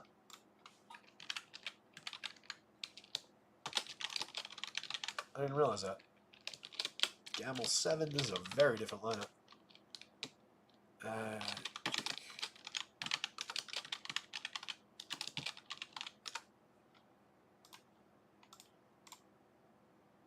And Hayward's on the team. All right, cool.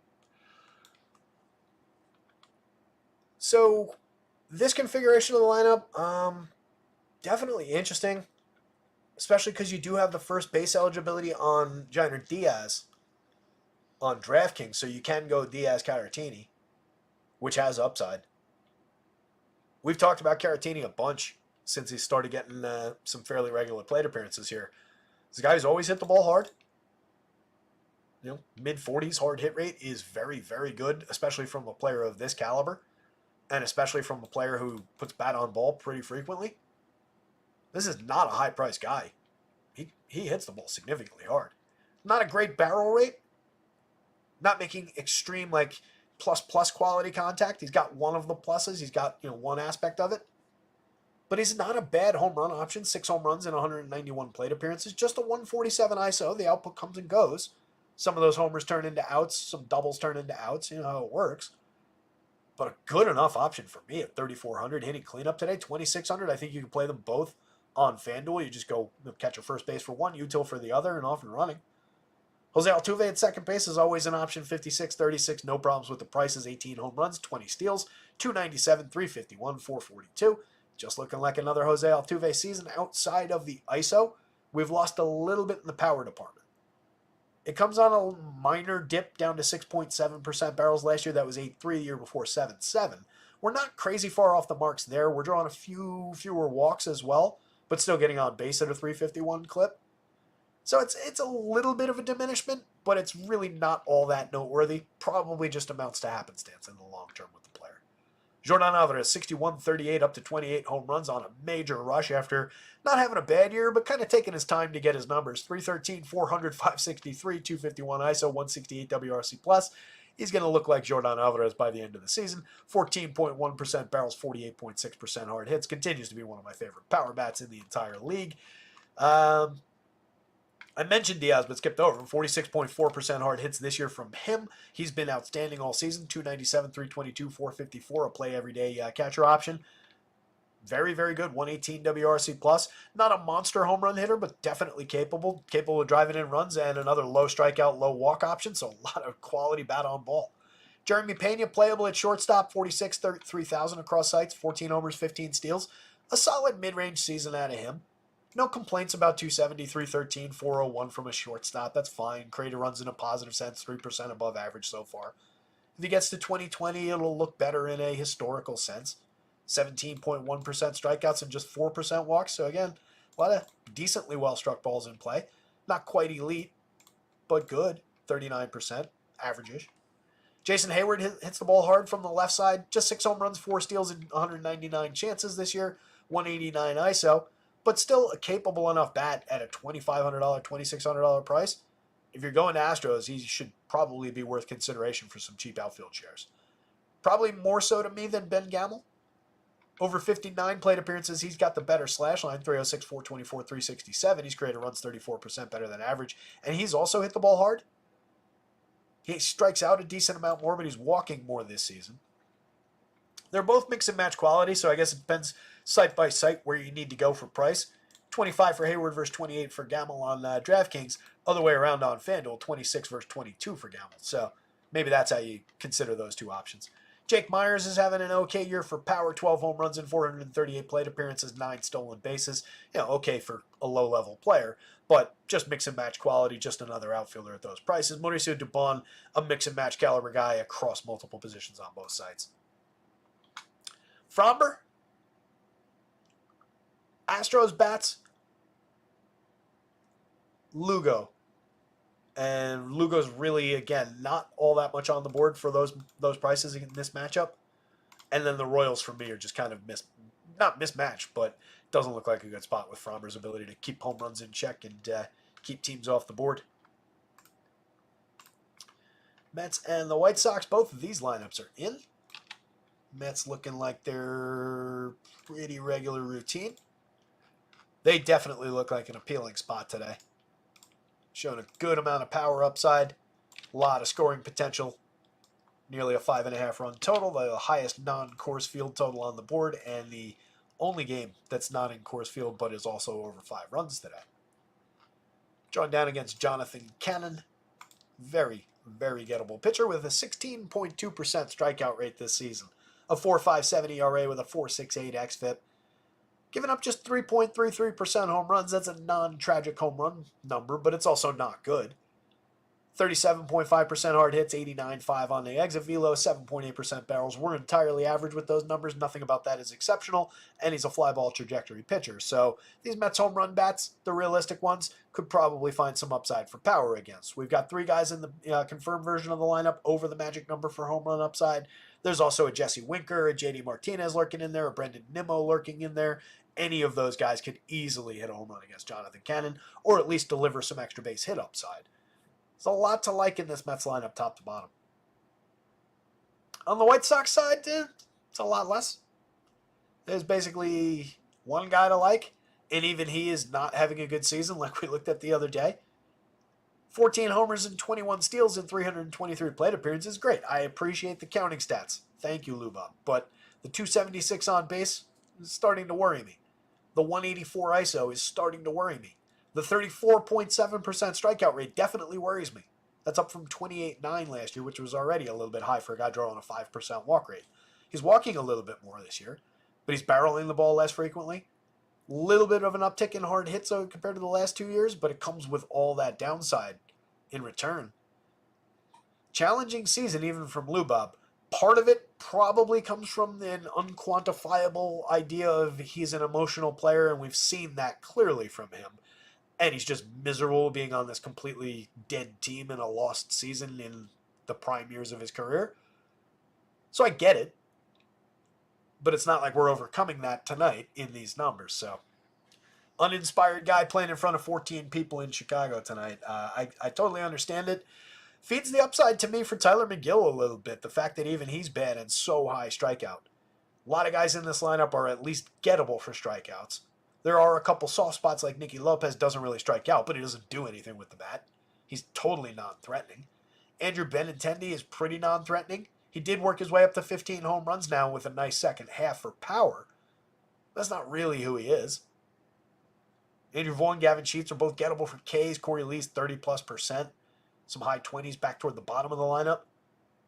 Tyler McGill in his 9 starts is 47 innings in the show this year. 5.17 ERA, but a much tidier 4.23 xFIP. That's not great, but it's certainly good enough to throw against the White Sox. 26.3% strikeout rate. 10.5% walks is problematic, but not against this team. Average of a 6.5% walk rate for the confirmed version of the White Sox lineup. That includes Miguel Vargas at 11%. He's the only guy in double digits. I'll leave out Jacob Omaya's 0. If we take out Miguel Vargas, it drops from 6.5 to 6. That can't be right. Oh, that included the 0. Excuse me. It drops from 7.3 with no 0 and Vargas to back to 6.8 for those guys up there. So this is not a team that draws a lot of walks, so this is less problematic than it would otherwise be. He's got a 12.3% swinging strike rate. Stuff Plus loves the arsenal if you need extra justification. He has given up some barrels this year. He has given up some hard hits this year. It hasn't amounted to too many home runs. It's a small sample. In a bigger sample last year, 126 and a third, he was at 18.5% strikeouts with a similarly bad walk rate. 4.70 ERA with a 4.92 xFIP. Moderate swinging strike rate, moderate CSW. Year before that, in a similar sample to what we've seen so far this year, though, 25.5, 6.5% walks, 5.13 ERA, but a 3.35 xFIP. There's believably a talented pitcher here, especially for strikeout upside and especially against this opponent. For 75 on FanDuel, 74 on DraftKings, I think it's absolutely worth finding out, and I stand by these projections. I think Tyler McGill is good enough to beat this team. Where's he owned? Sure, he's going to be popular. Give this a reload so it pops up. Multiple, if it means anything to you, multiple RG experts appear to have tagged him as a pitcher that they like today.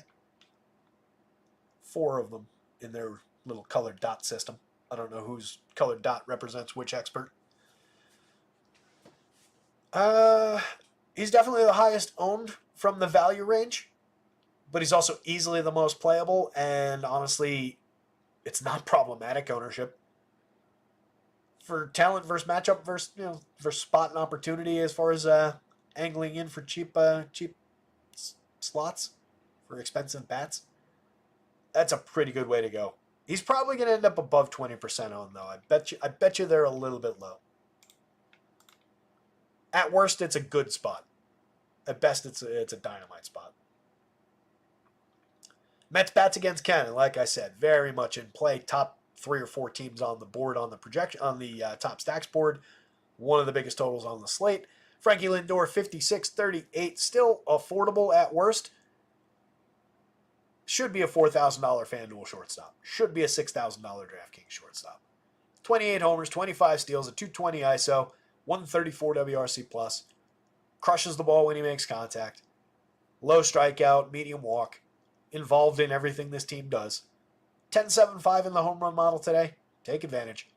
Brendan Nimmo, 7.94. Could be believably above at 10. If Nimmo had popped in there at 10, I wouldn't have questioned it against this pitcher. He's got a 9.5% barrel, 47.2% hard hits, almost exactly the same contact numbers that he put up last year. This year, it's amounted to 18 home runs and a 177 ISO. Last year it was 24 home runs with a 193 in 132 additional plate appearances. So, call it 21, 22 home runs once he gets to that total of plate appearances. Probably going to stay around this kind of an ISO. We probably don't get to the 193 ISO. I think that's more emblematic of just how wonky home runs can be. A 6 home run difference, or call it, a 3-4 home run difference on basically the exact same contact is exactly right year over year. That's how home runs can sway, just based on which ballpark did you make that contact in against which pitch, which pitch in the sequence on what day. But Nimmo's a really good hitter. He gets on base. He's very involved with a 116 WRC plus, 4,200, 3,200, easy to afford. He's honestly extremely cheap on DraftKings. That's too cheap. I don't normally sing Nimmo's praises. I talk about him as, he's a good player. But when he gets down to that level, that makes him really appealing. 42 is too cheap for Brandon Nimmo against Jonathan Cannon. Mark Vientos, 4,700. You don't need to hear me say he's too cheap again. 3,400 on FanDuel is more correct. 266 ISO, a 21 home run total in 341 plate appearances, a 143 WRC plus. He's absolutely tremendous. Still multi-position on FanDuel. You can put him in a lineup with Pete Alonso, or you can mix and match your way to one or the other of them across multiple lineups. Alonso at 5,000, 3,400, totally affordable. 44.9% hard hits, 12% barrels, 29 homers, 228 ISO. I still like Pete's chances to get to 35 homers before September's done. Or before, the first few days of October, whenever their season actually ends. It's a tremendous power bat at first base for a very fair price against a terrible pitcher. Jesse Winker, 34-31, 12 home runs, 14 steals, a 152 ISO, 122 WRC plus. A very good, very cheap left-handed run creator in this lineup with speed, with a little bit of power upside. Easy to play shares of Jesse Winker today. 44-32 for JD Martinez, and all his power, all his premium contact is easy to reach. A 186 ISO shows a little bit of a drop-off in terms of output, but the contact is still there. Monster barrel rate, very good hard hit rate, both down a little year over year, but perfectly fine in a vacuum. Great numbers. 15 homers and 424 chances. Jeff McNeil is skippable or playable if you need a cheap positional option, just a slap hitter. Francisco Alvarez has a little bit more than he's given us this season. Any given slate, he gives you a tremendous shot at a catcher home run for a cheap price. Just down at 5.01 in the model, kind of reflecting the dip this year, though. Harrison Bader, mix and match quality option, 10 home runs, 15 steals. That's a very Harrison Bader-esque kind of a season over 375 plate appearances. He's okay. The White Sox are entirely skippable. If you go to them, it's Luis Robert off the top. They'll be low-owned. If people are taking a big chunk of Tyler McGill, like I said, I expect him to be over 20% on DraftKings. Normally, you'd be saying, all right, maybe it's a contrarian. Maybe we attack the Tyler McGill ownership and blah, blah, blah. I think this team has succeeded like 3 times all year doing that. Yes, if you build 150 lineups a day, every day, and you play that approach every day, and you have to continually do it, otherwise the math just completely crumbles underneath it, then it's playable. If that is not your approach, it is very, very, very ugly to play that. Even if you're just taking hey, I only build one lineup a day, it's a lotto ticket. This is a terrible baseball team. They don't hit for power. They don't get on base. They don't create runs. I'll leave out the negative 100 because that's a little unfair. The guys with reasonable plate appearance samples, on the average, are 24% worse than average creating runs. Everybody on this team is on the average is 24% worse than the average player. Run creation is your most important aspect of baseball. Terrible team. Historically bad. Lou Bob's your top priority. 42-34 in a vacuum is a fairly cheap price on DraftKings. It's very, very cheap. 34 on FanDuel is affordable, but honestly not as cheap as he should be given the mediocre output that he's had this season. He's surrounded by bad hitters. Nicky Lopez is terrible off the top and shouldn't be on a major league roster right now, let alone hitting leadoff for a team. Benintendi, 31-27, 15 homers, 15 home run total for Andrew Vaughn as well. They're both cheap, but they're both bad. 82 and a 91 WRC plus this year. Gavin Sheets for 28-26 is a left-handed bat that you can throw at Tyler McGill. He's hit 8 home runs this season. 21.6% strikeouts at least is somewhat notable for being low strikeout in this lineup. Corey Lee, a mix-and-match catcher at best, 10 home runs, but a really bad line. Otherwise, 35% worse than average creating runs. Dom Fletcher is at least cheap. Deadman in the outfield. moderate contact over the last couple of seasons. 2,100 in the outfield on FanDuel. No home runs, no steals, and 159 chances this season. I like his chances to finish the season with no home runs and no steals. Let's see if he can get there. Miguel Vargas and Jacob Amaya at the bottom of the lineup. Amaya's not even on the slate, and Vargas is entirely skippable. This is all things Mets, bats, Tyler McGill in that order. Neither of the aspects of the White Sox for me. Blue Jays and the Twins. Pablo Lopez drawing a very solid projection. On the other side, Kevin Gausman. Understandably, one might expect Gausman to here and there have a good day, but it's definitely a pretty bad opponent to throw him at. Oh, look at that. Kyle Tucker could return next week. Good for him. History's worst shin bruise.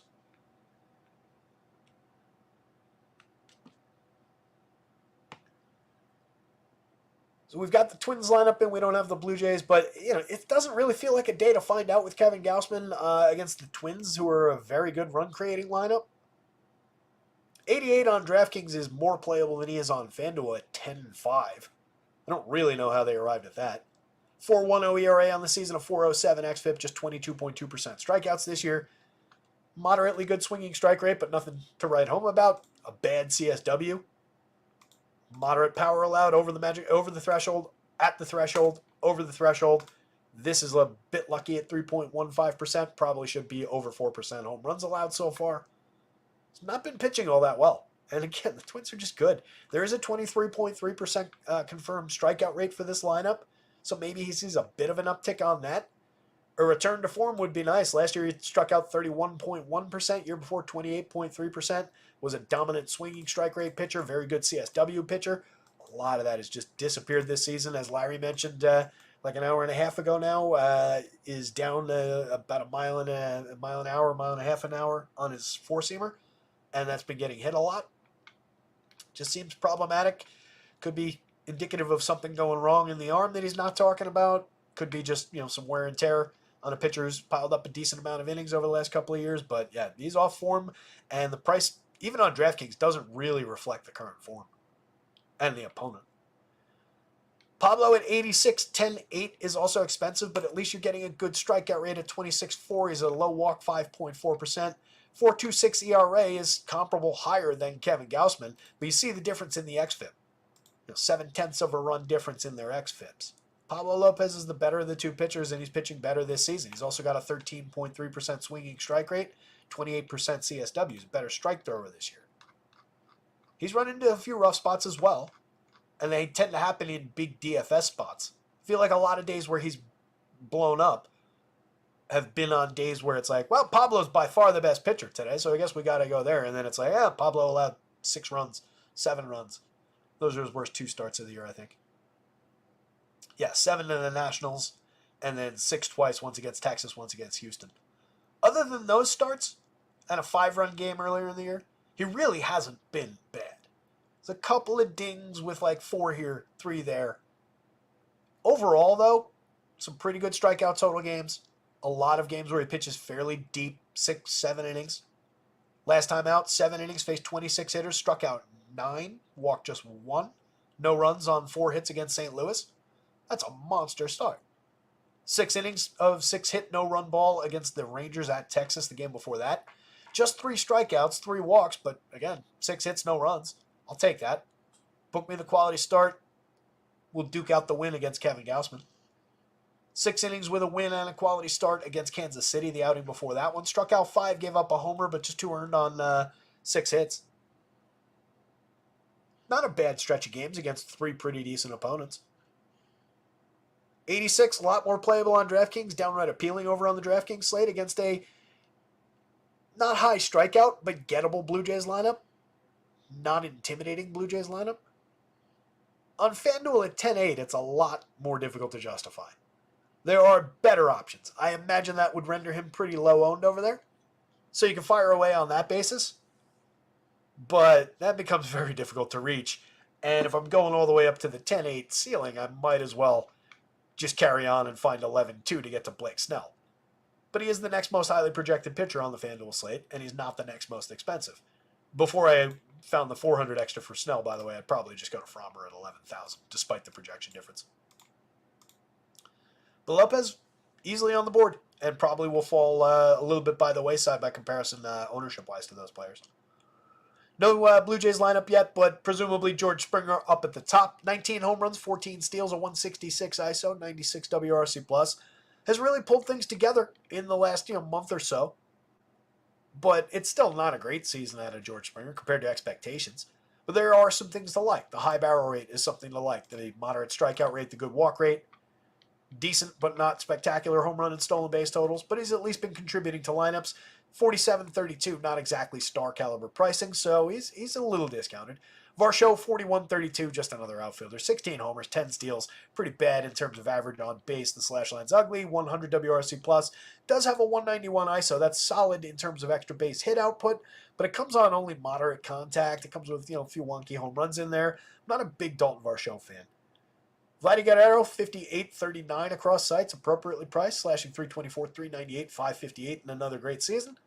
Excellent for contact, 234 ISO, creating runs 68% better than average. Nothing at all to dislike about Vladdy Guerrero. 4,200, 3,000 for Spencer Harwitz. A bat I like in this lineup, 346 on base percentage. He's involved in a lot since getting regular opportunities. 280 pretty good plate appearances.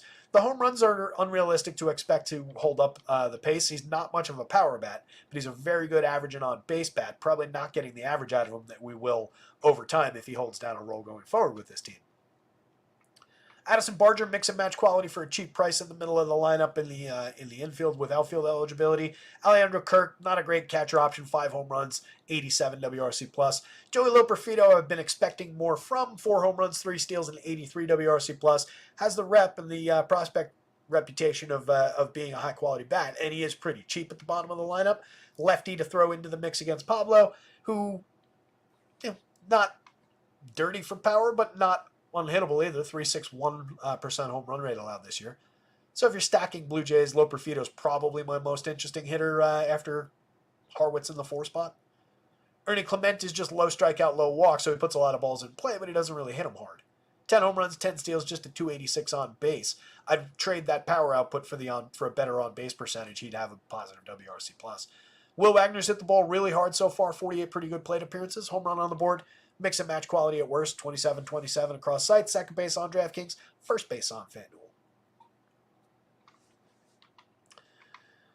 On the twin stack, Willie Castro at 42.29 across sites continues to be a better play on FanDuel just because of the multi-position eligibility. Low priced on both sites, 11 home runs, 12 steals, a solid 338 on base, a very good correlated score, good table setter for the actually appealing bats in this lineup. Trevor Larnach is fairly priced at 3,000 for a guy with a 44.7% hard hit rate, 10% barrels over 319 plate appearances. He's got a 195 ISO. He's hit 14 home runs. That's not bad output in that many plate appearances for that cheap a price, especially on DK. 31 on DK is not the same as 3,000 on FanDuel. That's a very low price on DraftKings. Larnach hitting second, that's a good consideration. And this is not unrealistic contact output. Look at the numbers from the last 2 years. Right? That is a good power bat. Cheap power on DK. Royce Lewis at 50. And by the way, combining him with Wallner at those cheap prices just makes him more appealing. Royce Lewis at 52, which is totally fair. 33 on FanDuel. 15 home runs at 295 ISO. 11.71 in the home run model against Gausman today. Wallner has a 26% barrel rate with 57.1% hard hits. 10 home runs and 169 plate appearances. A 333 ISO. Potentially monstrous power bat from the left side of the plate. A lot of upside for the 3,600 on DraftKings. I still like him at 31 on FanDuel, but again, that is not the same discount as you're getting on DK. The Twins are a great value option. I don't know how I had them rated out on the site, but they're looking more appealing as I'm looking at that on DK for just the extreme value that you get. Edward Julian at 2,700. He's a second baseman for one, so that's ideal positioning. He's only 25 on FanDuel. Yeah, 244 plate appearances. He's not been great this year. 7 home runs and 6 steals. That's okay. It's not terrible output for counting stats.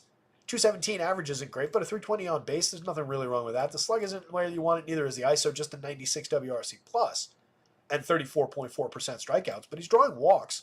He was high strikeout, very high walk last year, and last year he had 16 home runs and 408 plate appearances, had a 195 ISO. There's power there in Edward Julian. He's very cheap at 27.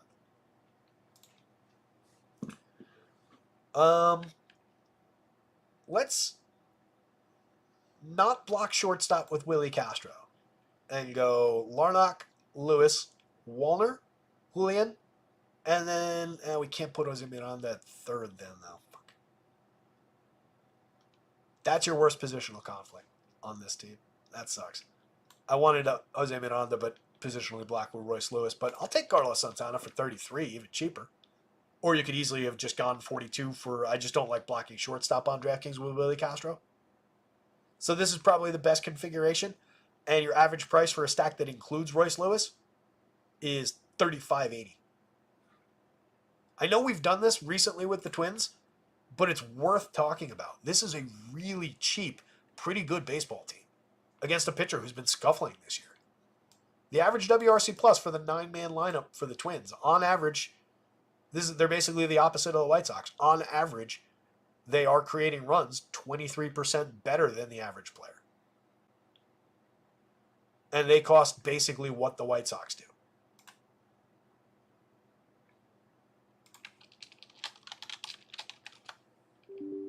No, I can't change that.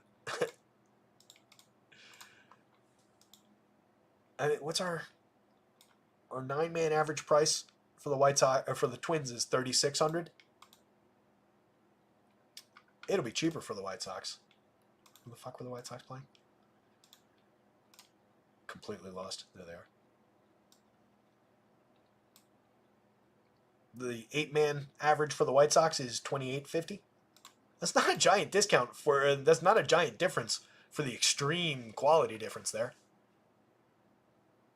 You're talking about nearly a 50-point swing of WRC plus on the average for every player in the lineup. The Twins are really cheap. Let me continue going. So Julian, very, very playable at that price. Jose Miranda for $4,000 is extremely playable. 26 on FanDuel, extremely playable. Slashing 298, 339, 471. Creating runs 27% better than average. Not an extreme power hitter, but a very good bat who hits the ball hard. Typically it's in the ballpark, but a very good doubles hitter. A guy who's very frequently involved in their run creation. 14.1% strikeouts and 4.6% walks. That's an ideal bat. Carlos Santana, low strikeout, 17.2%, 10.7% walks, a 329 on base, 18 home runs against a decent slash line, 183 to ISO, 114 WRC plus. Jeffers has 20 home runs as a cheap catcher that people just don't go to down lineup. There's nothing wrong with including Ryan Jeffers at the 8 spot as a catcher power bat. Catchers frequently put zeros in your lineup anyway, so you don't worry about the loss of a quarter point of a potential plate appearance. Just take the cheap upside. Austin Martin, playable as a mix and match wraparound guy. Twins are really interesting today. So naturally, cue the complete game shutout, 10 strikeout game for Kevin Gausman now. Let's go Twins bats. Twins bats, Pablo. Blue Jays bats, Kevin Gausman. It is loosely a four corners game, but I like everything Blue Jays less than I like everything Twins.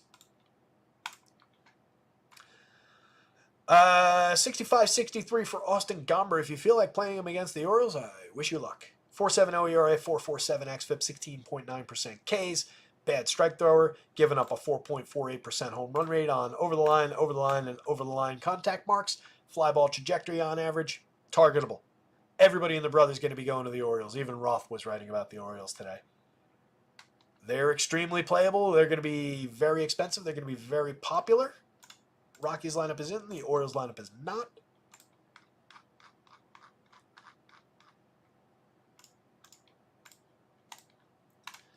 On the other side of the game, I do think Albert Suarez between the two guys is a more playable pitcher.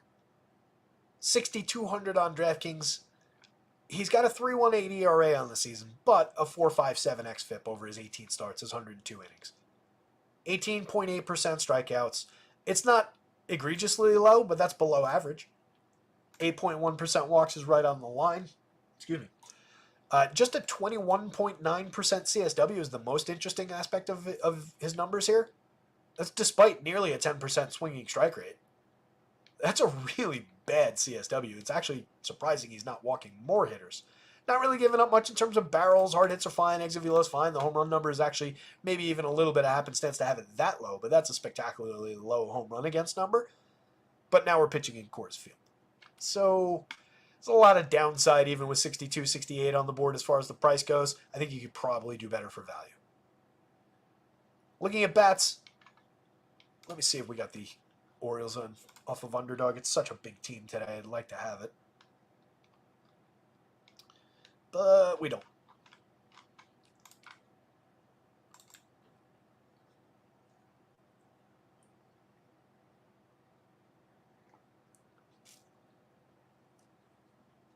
Oh, that's interesting.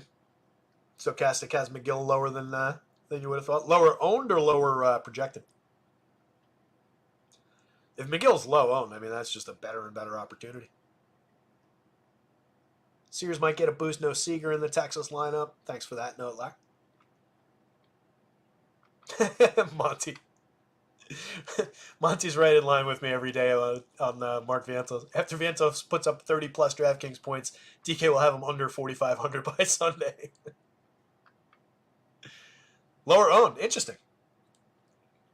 I think that's a really good spot. I'm surprised they've got him low or lower. I think he cracks 20. I really do. I promised actually to mention it because maybe they're looking at the lack of outings in the show in August, but August 6th in AAA, 5 innings of 4-run ball against Boston's pretty decent affiliate. 18th of August he went 7 2/3 against the Nationals affiliate, gave up 4 earned, but who cares? 7 2/3 is what I care about. I care about the potential to give me 6 innings against the worst team in baseball. In that game against the Nationals affiliate, with the 4 earned runs and 8 hits that he allowed over 7 2/3, he also struck out 11 hitters. He's got multiple 7 strikeout games over the last month and change. A 6 strikeout game in his most recent outing that was against the Rays affiliate on the 24th. 4 2/3 of 1 hit ball. Struck out 6, 2 walks. I imagine the pitch count got away from him in that one. 18 batters faced, 4 2/3. He was pitching really well. But I bet there was some inefficiency in there to come out of the game early. Yeah, that makes him more interesting. If he's low, the lower his ownership gets, the more appealing he becomes, and the less reason anybody in their right mind would have to consider the White Sox. So Orioles lineup not in yet, but presumably Austin Slater in the leadoff spot against a lefty playable. No tax on him at 3,000 on DraftKings, 2,900 on FanDuel, so entirely playable if you're inclined to use him when he's in there for platoon reasons. Fire away. 213, 327, 277, kind of empty slash line, empty counting stats, over 171 plate appearances. He's just right-handed. Not a great option up there. I tend to skip him, but he's playable. Very cheap to help offset the extreme pricing to follow. 5,700 for Adley. Expensive, but a dynamite catcher option. 153 ISO, 18 home runs, and a 110 WRC plus on the year. Puts the ball in play regularly, draws his walks. Very, very good option. Not really paying up for him on FanDuel at 36. A little bit taxed on DraftKings at 57. Gunners is a really expensive spot. 68, 45. 33 home runs. 15 stolen bases, a 257 ISO, a 154 WRC plus. Expensive for a reason. Anthony Santander should probably be 6,000 on the DraftKings slate. 4,100 on FanDuel is correct. 38 home runs on the board for him this season, 278 ISO, 17.63. I believe he's trailing only Aaron Judge in the home run model today. Looks pretty tremendous coming into course. Him and Gunnar are your top 2 priority bats in that lineup, but everybody top to bottom, basically regardless of who's wearing an Orioles uniform today, pretty playable. Eloy Jimenez for 39-31. Just 5 home runs, just 3 steals, a .096 ISO. It's a really disappointing 315 plate appearances, even if you take injury and everything else out of the equation. It's just, that's not who Eloy Jimenez is. It's not even reflective of the contact he's made this year. 8.2% barrels and 49.1% hard hits. You should have better results than what those numbers are. So there's just a lot of bad luck in there, a lot of happenstance, and just a terrible year from a good player. So I'll buy the upside at Coors Field if he goes unpopular somehow at those prices. There's no tax whatsoever for Coors for Eloy Jimenez today. That's a dynamite spot. Colton Cowser having a great year. Extreme contact, 20 home runs on the board in 461 plate appearances, a 205 ISO. 54, not unreasonably priced on DK. 35 on FanDuel, perfectly fine. 8.91 in the home run model. You could have easily gotten him above 10 today. Emmanuel Rivera, mix and match quality. Ramon Urias, mix and match with a little bit of power upside for a cheap price. And then Jackson Holliday, very good young player, 4,100, 3,200. I know the results aren't really there at the major league level yet, but today he gets to face Austin Gomber if he's in the lineup in Coors Field. So I feel like we give him a chance for the upside, given the pedigree of the kid. 41 is super cheap at second base in Coors Field. 32 on FanDuel is entirely playable. Adds shortstop eligibility to the equation. For the Rockies, Charlie Blackmon for $5,000 feels a bit pricey on DK. 33, a little more reasonable on FanDuel. 9 home runs, 6 steals, and 87 WRC+. Just a good spot in the lineup ahead of their better bats facing Albert Suarez. A gettable spot, but probably not the ideal starting point. Ezequiel Tovar is more interesting. 58 is expensive. 35 is also expensive, but he's hit 21 home runs this year. He's got a 196 ISO. Despite being 4 points below average for run creation, this is a pretty good year out of Ezequiel Tovar. Nice step forward for the kid. Ryan McMahon, 51-34, has 17 homers, a 160 ISO. Very Ryan McMahon looking kind of year in the end here, but definitely playable and probably still one of their better lefty bats. Brenton Doyle, a lot of production out of him this year. 5,900 feels very expensive, but he's hit 22 home runs, stolen 25 bases. He's got a 207 ISO, a 112 WRC+. How about that? He's a case study in how to actually price a player up. By the way, he's not been as good as Mark Vientos. I get that Vientos is not playing at Coors Field today, but still. Brendan Rodgers, 4,700, 2,700 across sites. 12 home runs on the year, slashing 274, 319, 419. Just 8 points below average for run creation, but he's very cheap, and he fills second base. Cheaper on FanDuel than on DraftKings, for sure. Basically, the entirety of the Rockies lineup is a little bit better on FanDuel. What's interesting about Rodgers, as I've continued to say through the season, is the 44.5% hard hit rate. He's up to 12 home runs. It's not a great home run total in 461 opportunities, but it's not completely empty. 144 ISO is not great. It's empty-ish, but there's a hitter here. I continue to feel that. And when you get him at Coors Field for especially this kind of a price at the position, that's a very good option. Jake Cave, mix and match quality, 45-25, but affordable considering the Coors Field of it. 7 home runs, 5 steals, and 289 plate appearances. This guy's been around for a little while. You get okay upside from him from time to time. It's just the Coors and the low price of it that fills him into the outfield. Michael Talia's got a ton of power, 16.8% barrels, 49.2% hard hits, 21 homers in 347 plate appearances, a 262 ISO. He's at 52, not bad at first base, 34 first base and outfield on FanDuel. Highly playable, one of my favorite players on this team, and a 10.46 to lead the team in the home run model. Do not skip Michael Talia if you're building Rockies lineups. He's their, at worst, third priority bat. It's him, Tovar, and Doyle. And then get to whoever else you get. I happen to think that the bottom of this lineup is kind of interesting with him down there and with Jordan Beck down there. We've talked about Beck a few times. So far, hasn't delivered a ton in 126 plate appearances, just 2 home runs and 3 steals. But he's a high-end kid for them. He's a kid they expect a lot from, and he's got good minor league numbers. 33-25 for the talent is extremely, extremely cheap at Coors Field. Give me anybody capable of making it to the major league level and price him like that at Coors Field against a pitcher like this. I'll at least consider him. And this kid's a high pedigree kid. No issues going to that. Even Jake Stallings, honestly, over 240 plate appearances from the bottom of the lineup as a backup catcher. 8 home runs, a 185 ISO. Medium contact. There's nothing special about the contact. But he draws some walks. He stays involved. He's got a 115 WRC plus in his limited opportunities. He's no all-star, but he's not priced like it. There's a nice discount. And he's, again, going to be the lower-owned side of this. These guys still do play at Coors Field. They're still facing a gettable pitcher. Odds are the Rockies are going to bat in the 9th inning. So we don't even care about the home team aspect of it. I'm pretty sure they're going to be trailing, and if they're winning the game, so much the better. So, no issues with it. I think the Rockies are interesting, and I threatened you guys with that, I think, opening day, that we were going to talk about the Rockies more this year, and we've done so. Some success, some failure, but we were early on a guy like Talia. I think we're there today with the Rockies, I really do. Orioles bats way above the Rockies bats, but the Rockies bats are damn sure on the board. If you're taking a picture out of this one, go to Albert Suarez, but don't take a picture out of this one. Mariners and the Angels. Didn't mean to skip them. So I'll get Aldieri on the projections. It sounded like they did drop him in DraftKings. Apologies for not having him projected. I did mention at the beginning of the show, he's not pitched above the AA level yet.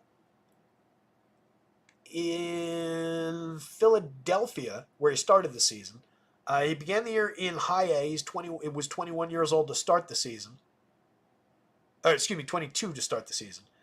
68 innings, he made 13 starts, had a 3.18 ERA with a 3.15 xFIP, and had a very interesting 34.5% strikeout rate against 10.2% walks.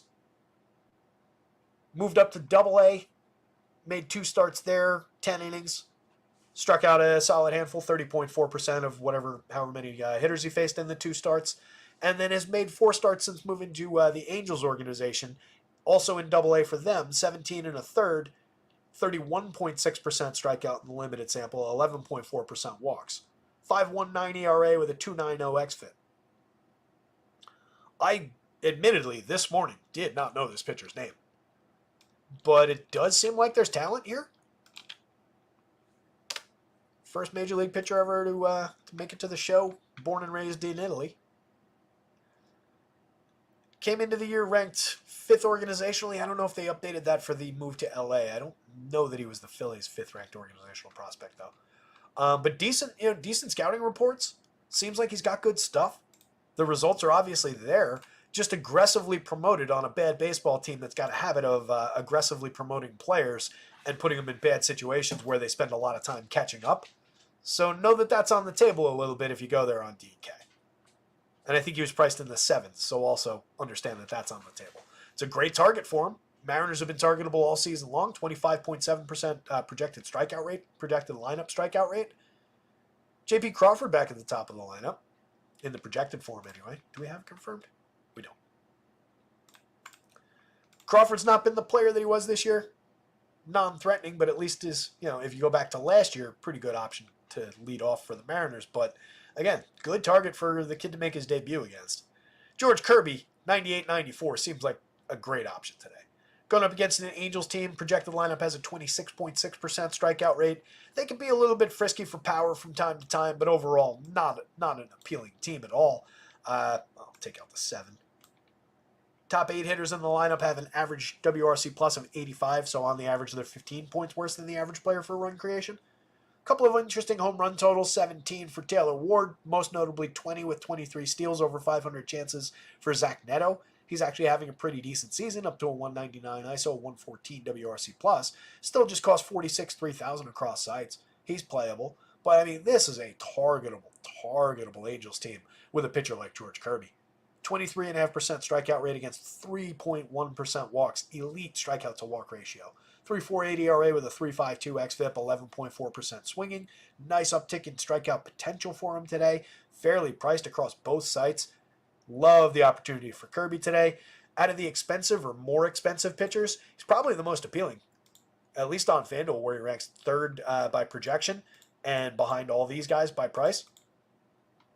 There's 5 guys ahead of George Kirby price-wise on the FanDuel site today. He's pitching against the Angels. That doesn't really feel overly correct.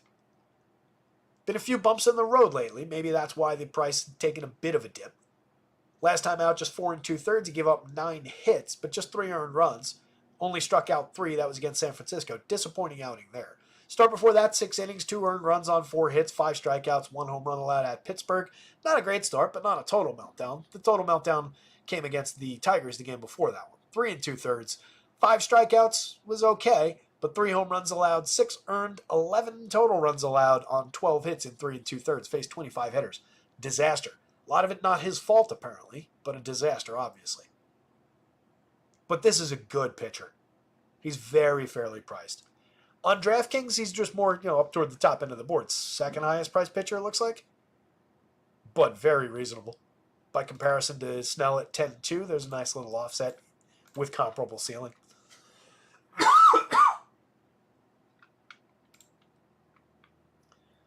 If you're going to Mariners against the rookie, I don't think it's a terrible idea. They've disappointed all season long, but there is raw ability in this lineup. Crawford, when last we saw him, 339 plate appearances, was at 202, 298, 343. This is a player who last year got on base at a 380 clip. It's a dramatic drop-off in quality from J.P. Crawford.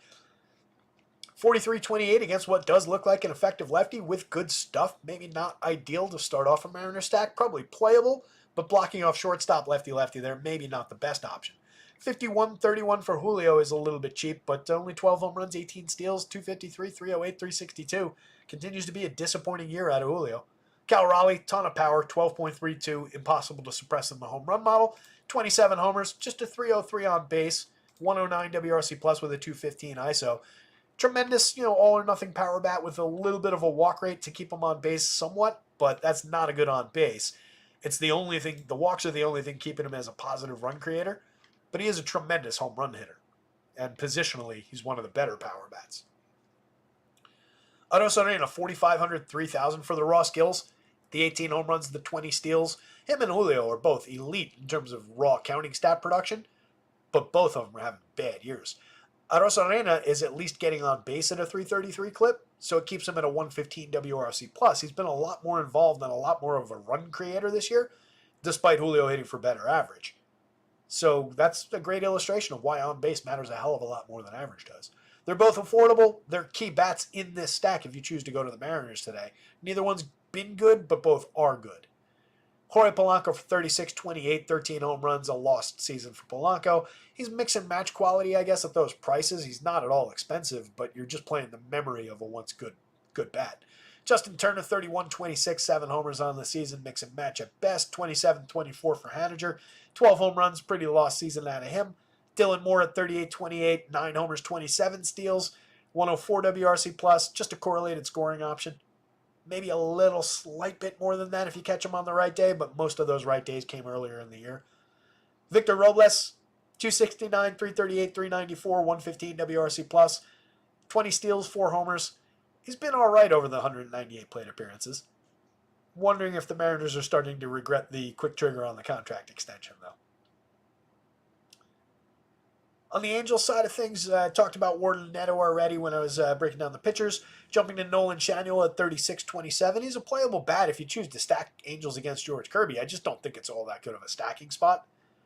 Out of the bad teams against good pitchers, though, they might actually rank a little bit more highly than some of the others. I still prefer probably the A's. I prefer the Pirates, but the Pirates aren't facing a good pitcher. But yeah, like Ward, Neto, Schanuel, I don't mind if I can get O'Hoppe in there with those guys and then take my chances on like an Adele or a Cavadas at the bottom of the lineup for a home run. As a value stack, that angle's okay. And if you consider that Kirby's been a little bit more shaky in a couple recent starts, that's not how I would consider it. But if that's how you choose to attack it, that does put them on the board. But I don't think there's anything wrong with Kirby. I think it's just a little happenstance, a couple of minor blips in an otherwise stellar season. Rendon is almost entirely unplayable. 71 WRC plus, 6 stolen bases, and doesn't want to be here. Just contractually obligated. 4,100, 2,800 for Logan O'Hoppe, 5.90 in the home run model, 17 on the board this season, 165 ISO, 1 point below average for run creation, but making killer contact for a cheap catcher. You can do worse than that, but again, a good pitcher on the mound who really doesn't allow a lot of power. Kirby's also great at inducing weak and medium contact, 35.4% hard hits, 88.8 miles an hour of exit velo this year. Mickey Moniak's just bad, 2,900, 2,500. Not even good for counting stat output this season. Really limited reasons to play him at all. Brendan Drury's even worse this year, 153, 239, 202. 2 home runs, a 27 WRC plus for the veteran. Joe Adele, 18 homers, 15 steals. At least you get counting stat upside. Pretty big peaks any given slate, but a lot of valleys as well. Making good contact pretty regularly, though. 11.6% barrels and 44.4% hard hits on the season. It's not bad over 428 plate appearances. We just need to find better output, better results. We need the ball to land in better spots on the field. Nico Cavadas has hit the ball extremely hard since coming up. It's amounted to just 1 home run in 33 plate appearances with a 100, 182, 200 slash line and a 7 WRC plus. So there's a lot of bad in with the good so far. He struck out in half of his 33 plate appearances, more than half at 51.5%. But he is a 3 true outcomes hitter with legitimate power upside. So at 22-21, if you need a super cheap bat, you're already going to Angels. He's in consideration. George Kirby way up top. Mariners bats. Aldieri on DraftKings probably slots in above the Angels bats, and then it's the Angels bats.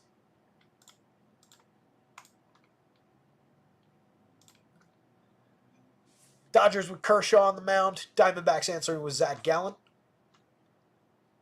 Gallen's been up and down this season, but overall 3.65 ERA with a 3.78 xFIP. A decent 22.7% strikeout rate, but that puts him about the average. So does the walk rate. 10.5% swinging, 27.7% CSW. Has been good at limiting home runs, but it's probably a little bit lucky considering we're over the threshold there. The barrel rate is okay. The launch angle is okay, but not stellar.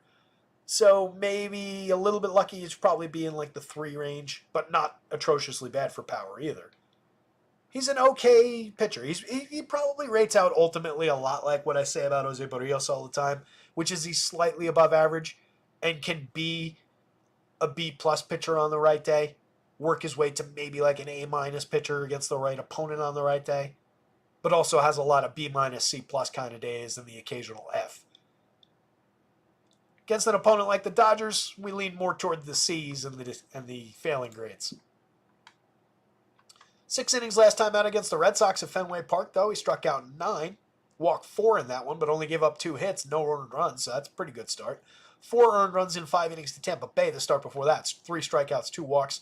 Also 3 strikeouts and 2 walks, just 4 1/3 against Philly. Only gave up 1 in 5 hits, but not a good start overall. Low strikeout game against Cleveland. Not at 92 on FanDuel against the Dodgers. Maybe at 84. If you're building 150, you throw it a few times, but pretty limited option.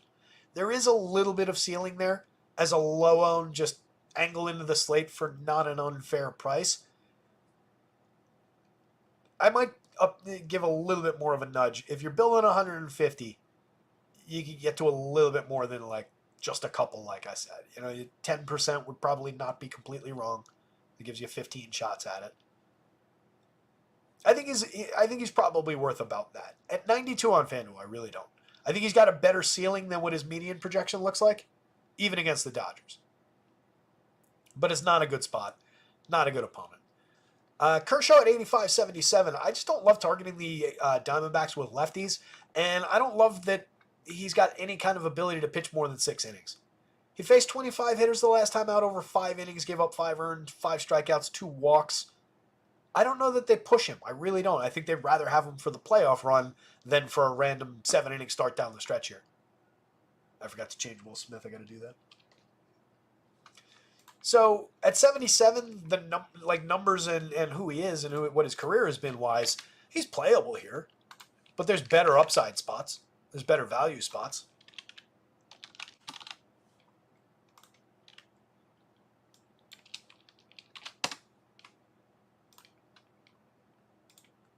At 85 on DraftKings, he just feels mispriced. The FanDuel buy is actually the better one. 3.72 ERA with a 4.07 xFIP, a 19% strikeout rate in his 29 innings, his 6 starts as he builds back up to form. But again, I think all of this is just building him up for the playoffs. So, at best, mid-quality today. Greatly prefer the bats. Shohei Ohtani's a beast, 7,400, 42 home runs and 42 stolen bases, a 168 WRC+, 321 ISO for the second best player in baseball. Not a bad season for a guy who's rehabbing a torn UCL in his elbow. Mookie Betts, 6,400, a 149 WRC+, 1312 in the home runs and steals department, slashing an elite 301, 395, 490 for the season. Mookie's ridiculously good. Second base eligibility continues on FanDuel. You can also put him at shortstop over there, but he's fantastic at second. Freddie, 54, 34, nothing wrong with him at those prices. 284, 382, 475. Not quite the outrageous slash line that we're accustomed to seeing from this hitter, but he's getting up there in age now, and we can forgive a little bit of a slip in things we don't care about like batting average. Still an outrageously good on base. Great run creator. Hits for a decent amount of power. 191 ISO is pretty good. It's not 200 plus, but it's good enough. 17 home runs from the lefty, and it's still Freddie Freeman. Super low strikeout. Pretty high walk rate. He's an excellent option at the position. Teoscar Hernandez, 4,800, 3,500, 8.30 in the home run model today. He's put 28 on the board this year, 222 ISO, up against a pitcher who, is giving up contact but not home runs. Seems like a guy who could turn some pretty good contact into a pretty long home run. Gavin Lux mix and match quality at worst at 34.28 on across sites at second base. 10 home runs, a 142 ISO, 97 WRC plus as he continues to pull the season together. Will Smith, 4,600, very, very playable catcher on DraftKings, 31 on FanDuel. 16 home runs, a 180 ISO, 106 WRC plus. Hits the ball tremendously hard. Striking out at a 20% clip this year. That's higher than it's been over the last couple of seasons, but it's still entirely manageable. He's walking 9.6% of the time. Not bad. Max Muncy, immense power upside. 3 true outcomes hitter. Nearly a 30% strikeout rate in his 195 plate appearances. Last year it was 26.4, 12.8% walks to offset it. Last year it was 14.7.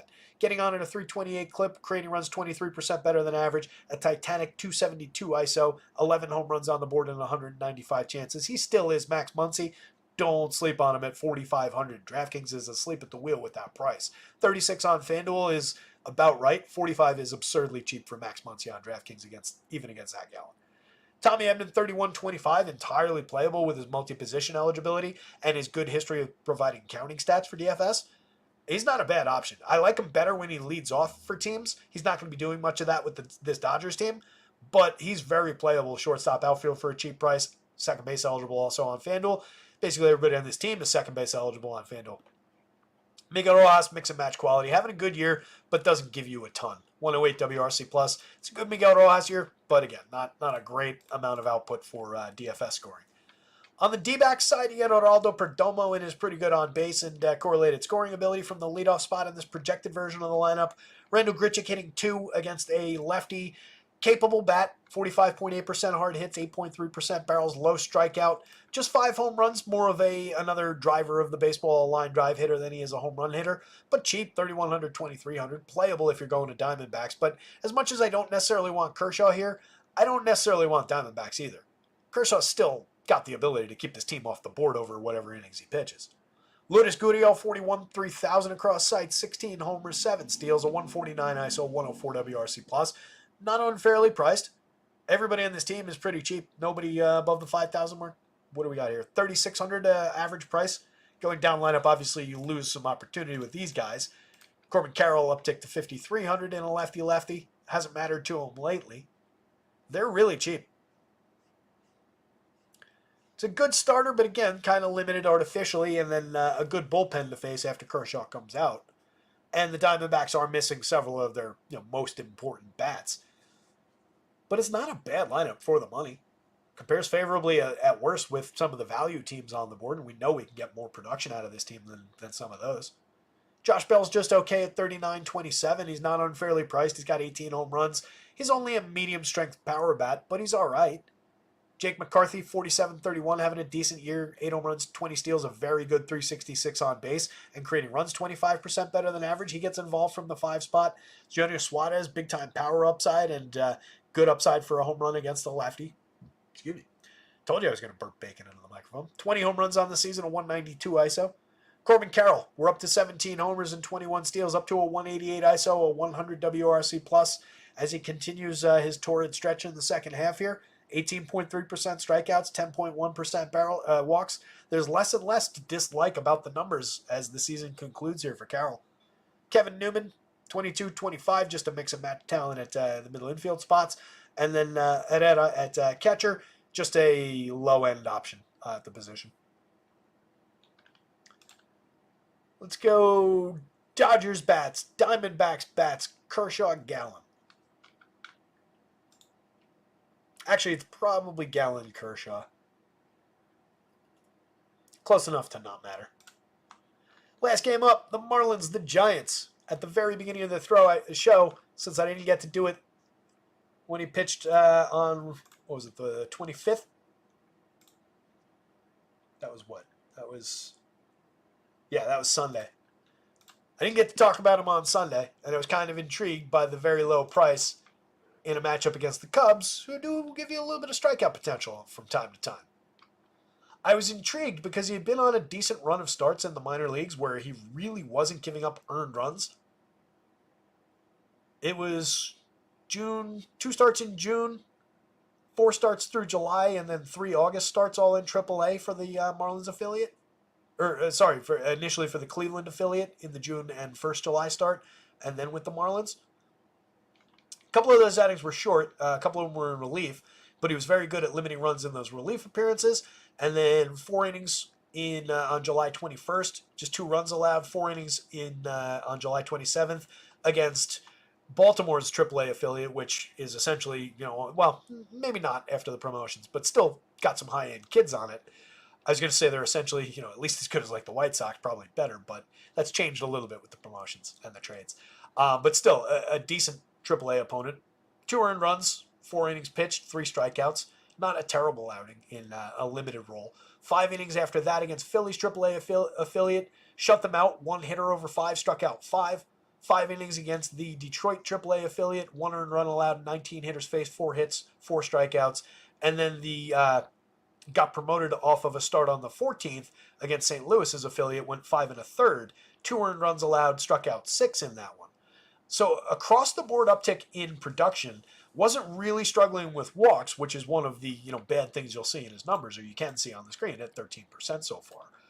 Came up, made a start against the Diamondbacks, went just 4 2/3, gave up 5 earned runs, struck out just 2, walked 4, gave up 2 home runs, 5 earned runs total on 3 hits. That's not a good start, but then came back again, like I said, came into last weekend, and I think it was about the same price. I think it was like 66, 65, somewhere in that range. Just made a lot work on a short Sunday slate.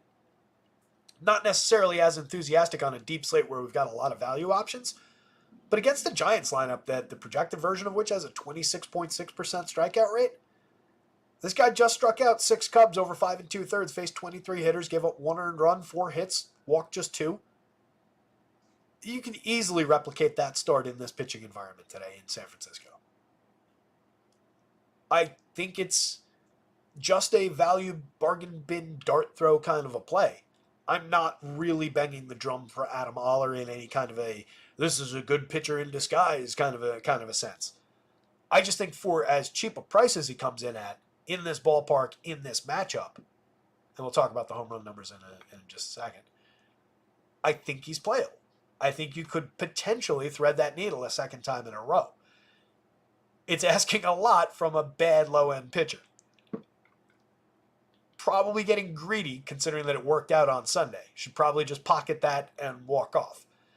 I went a different way. I went with McGill in my placeholder lineup that I built because I had the money. If you're desperate and you need the savings, I think he might be the next best bargain bin option. After McGill at 75-74, who I greatly prefer, I'd maybe rather take a shot against the Giants in the 6s than against the Pirates in the 8s with Ben Lively on a day where the Pirates are showing similar power upside to what the Giants are showing. And I get that the Giants have a high Vegas total. Don't get me wrong. I know Adam Oller's not a good pitcher. Stroman against St. Louis for 1,000 more? I'll take my shot with Oller. JP Sears against Texas for more than 1,000 more? Take my shot with Oller. Kershaw in potentially a limited start against a frisky enough Diamondbacks lineup. Same thing. Gallen against the Diamondbacks. Fede against the Yankees. Where are you going if this guy's not on the board? John Gray against Oakland? Sure. Comparable. Lower end potentially. Maybe it works out, maybe it doesn't, but at least those are right on the board with each other as the next best options. I think it's better than Suarez at Coors Field. I think it's better than Cannon against the Mets, Falter, Gomber. It's kind of there's a broad mid-range today, but it's kind of a short bargain bin slate. Puts Oller on the board. Hold your breath, and I wish you luck if you play it. If it works out, I want to hear about it. If it doesn't work out, I don't want to hear about it.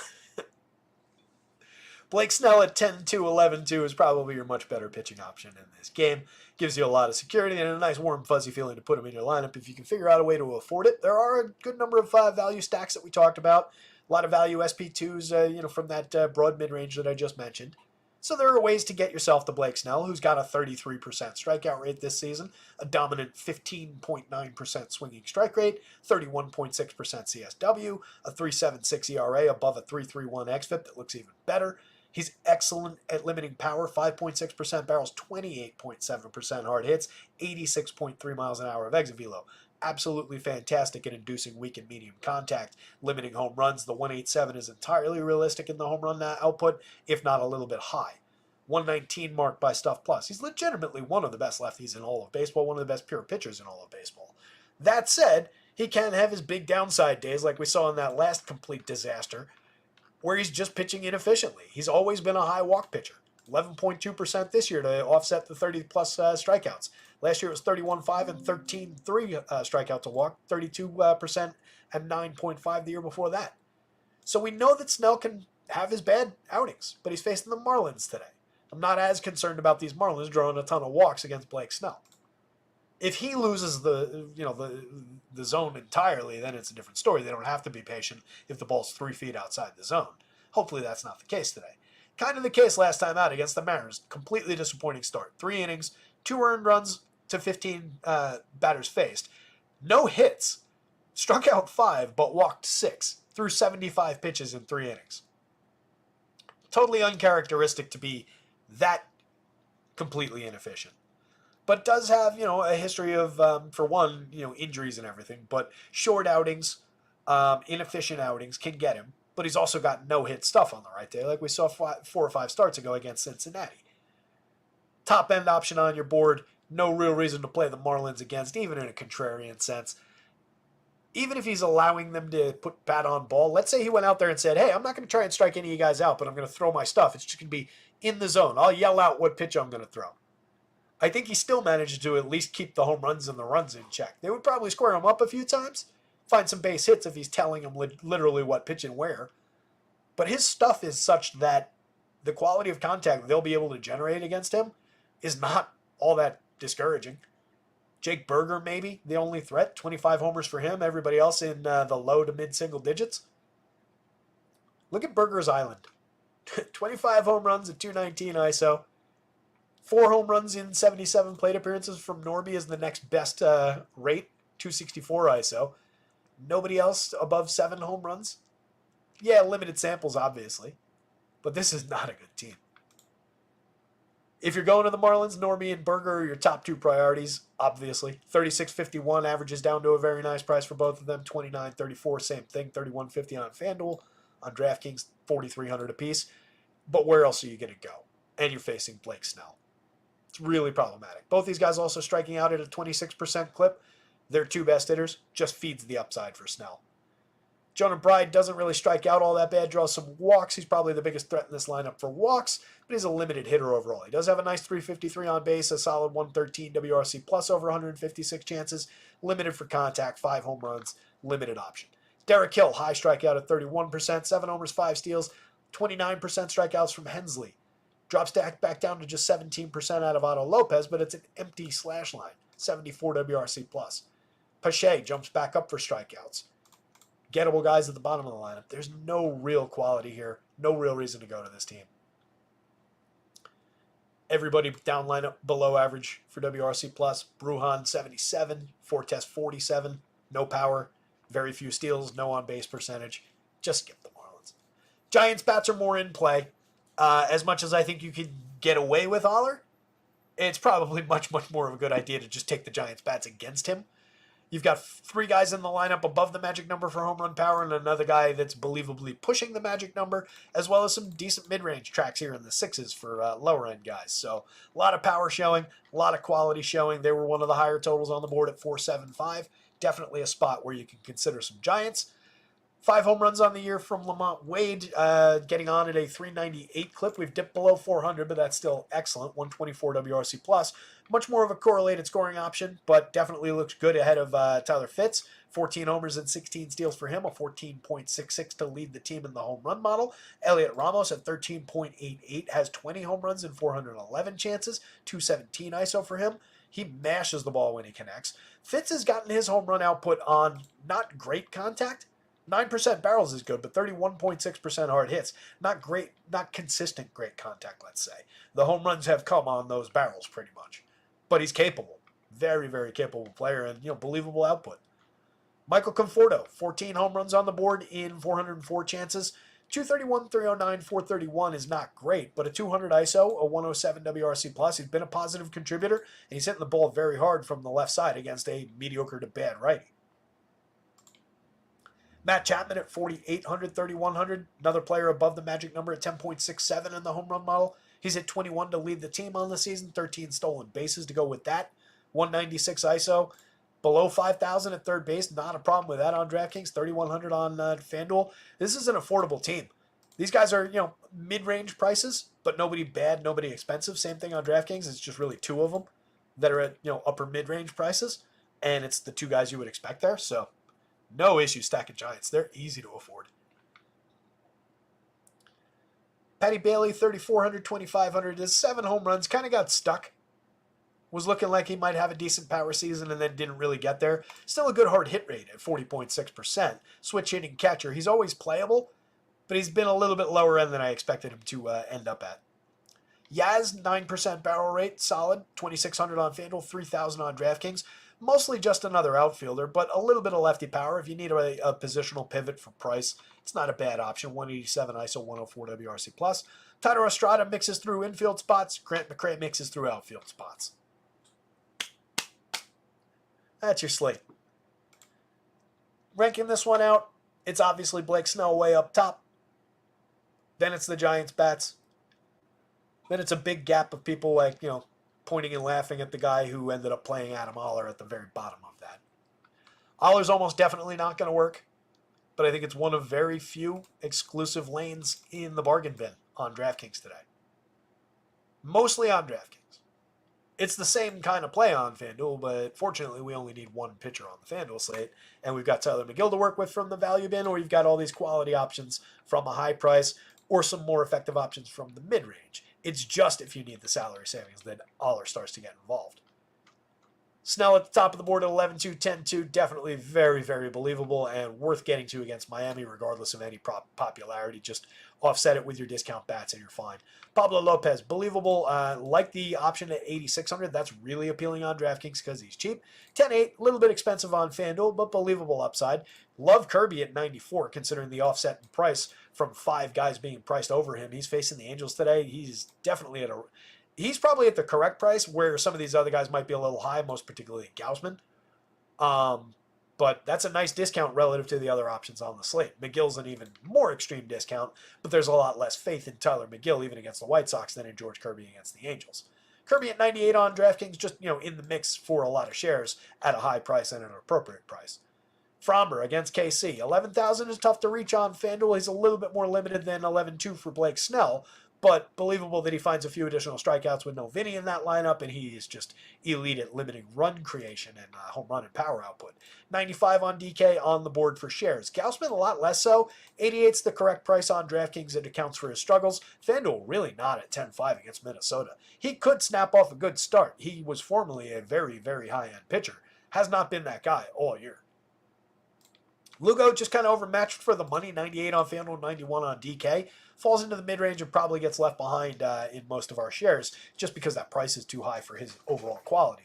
Ben Lively, I'm drawing the other side, but I wouldn't have an issue if you told me you were playing him at 81 on either side against Pittsburgh. I don't think he's very high upside. I think you probably get him more around the medians on a successful day than him having much ceiling.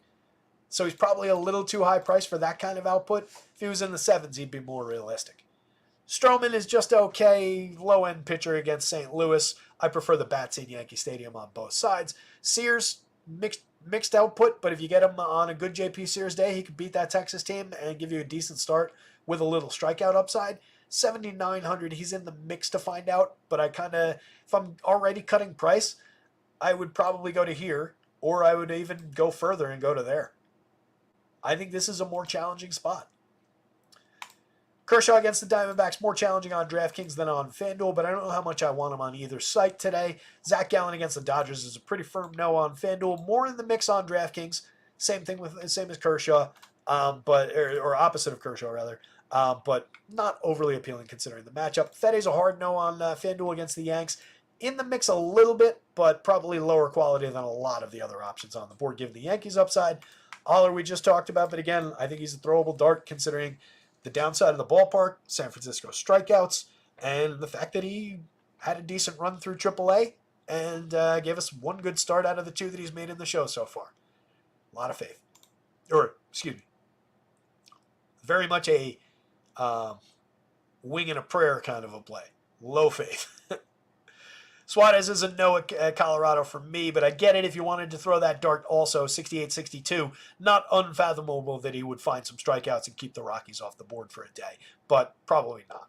John Gray against Oakland, pretty thin, 64-67. It's I prefer the Oakland bats. I really do. I think there's an uptick in quality with the options that you have at the top of that lineup now.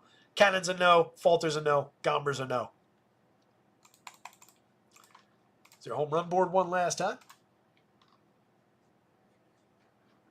Yeah, Larry, of course, I was very much thinking of Bull Durham while I was talking about the tell him what he was going to throw. If you people out there have not seen Bull Durham, and I'm talking directly to you younger generation, Gen, whatever you are, Zs, Alphas, Millennials, I don't know. I'm Gen X, but just barely. I'm like on that borderline where we didn't want to admit that we were trending toward Millennials as far as birth date goes. But yeah, if you guys out there, anybody out there, especially if you've watched 2.5 hours of this show and you come here every day to hear me talk about baseball, do yourself a favor and go watch Bull Durham. It's one of the best sports movies ever made. Your girlfriend or significant other or boyfriend or whatever you have will also like it. It's a romantic comedy trapped inside a baseball movie. It's a fantastic, funny, quotable, excellent, excellent movie. It's got something for everybody. Bull Durham, top notch. Aaron Judge, top of the home run board. I forgot to sort it, though, so let's see who else creeps up there. Oh, Larry, you asked me a question about I forget what movie it was. Or show or something. You asked a pop culture thing, like what I thought of something. And I saw it and I wanted to address it, but then I forgot. And then after the show, I think it was yesterday or the day before. If you remember what that was, let me know, because I wanted to talk about it, but I forgot what it was. But after the show, I was like, I wanted to. It clicked with whatever it was that you asked. It clicked with something that I had seen, whatever it was that you asked about or whatever. Anyway, Judgy at the top of your board, Santander, big time in Coors Field. You also get Gunnar in Coors Field. Going to be super popular, but obviously the top two priorities in that very good Orioles lineup. Juan Soto, second priority in the Yankees lineup. Him and Judgy, if you can get there, obviously tremendous combo. Jose Ramirez, not a bad total for Cleveland. You also get Noel, big Christmas there. You get Josh Naylor. Cleveland and Pittsburgh, both teams have 3 guys above the magic number for home run upside. You got Reynolds right there, home run pick of the day. O'Neal Cruz just edging him out, and you get Andrew McCutchen above the magic number there. You also get Brian De La Cruz above the magic number. I forget one of those 4 is not in the lineup today. So whichever it is, don't play that guy. But yeah, some interesting options for a game stack, which I don't like doing on a 10-gamer. But I think if you do consider it, Cleveland and Pittsburgh stick together fairly well positionally, and there's some power showing on both sides of that one. Not a bad number of guys above the magic number, and a bunch of guys in like the 7s, 8s, and 9s today. It's a decent day for power upside, decent day for bats.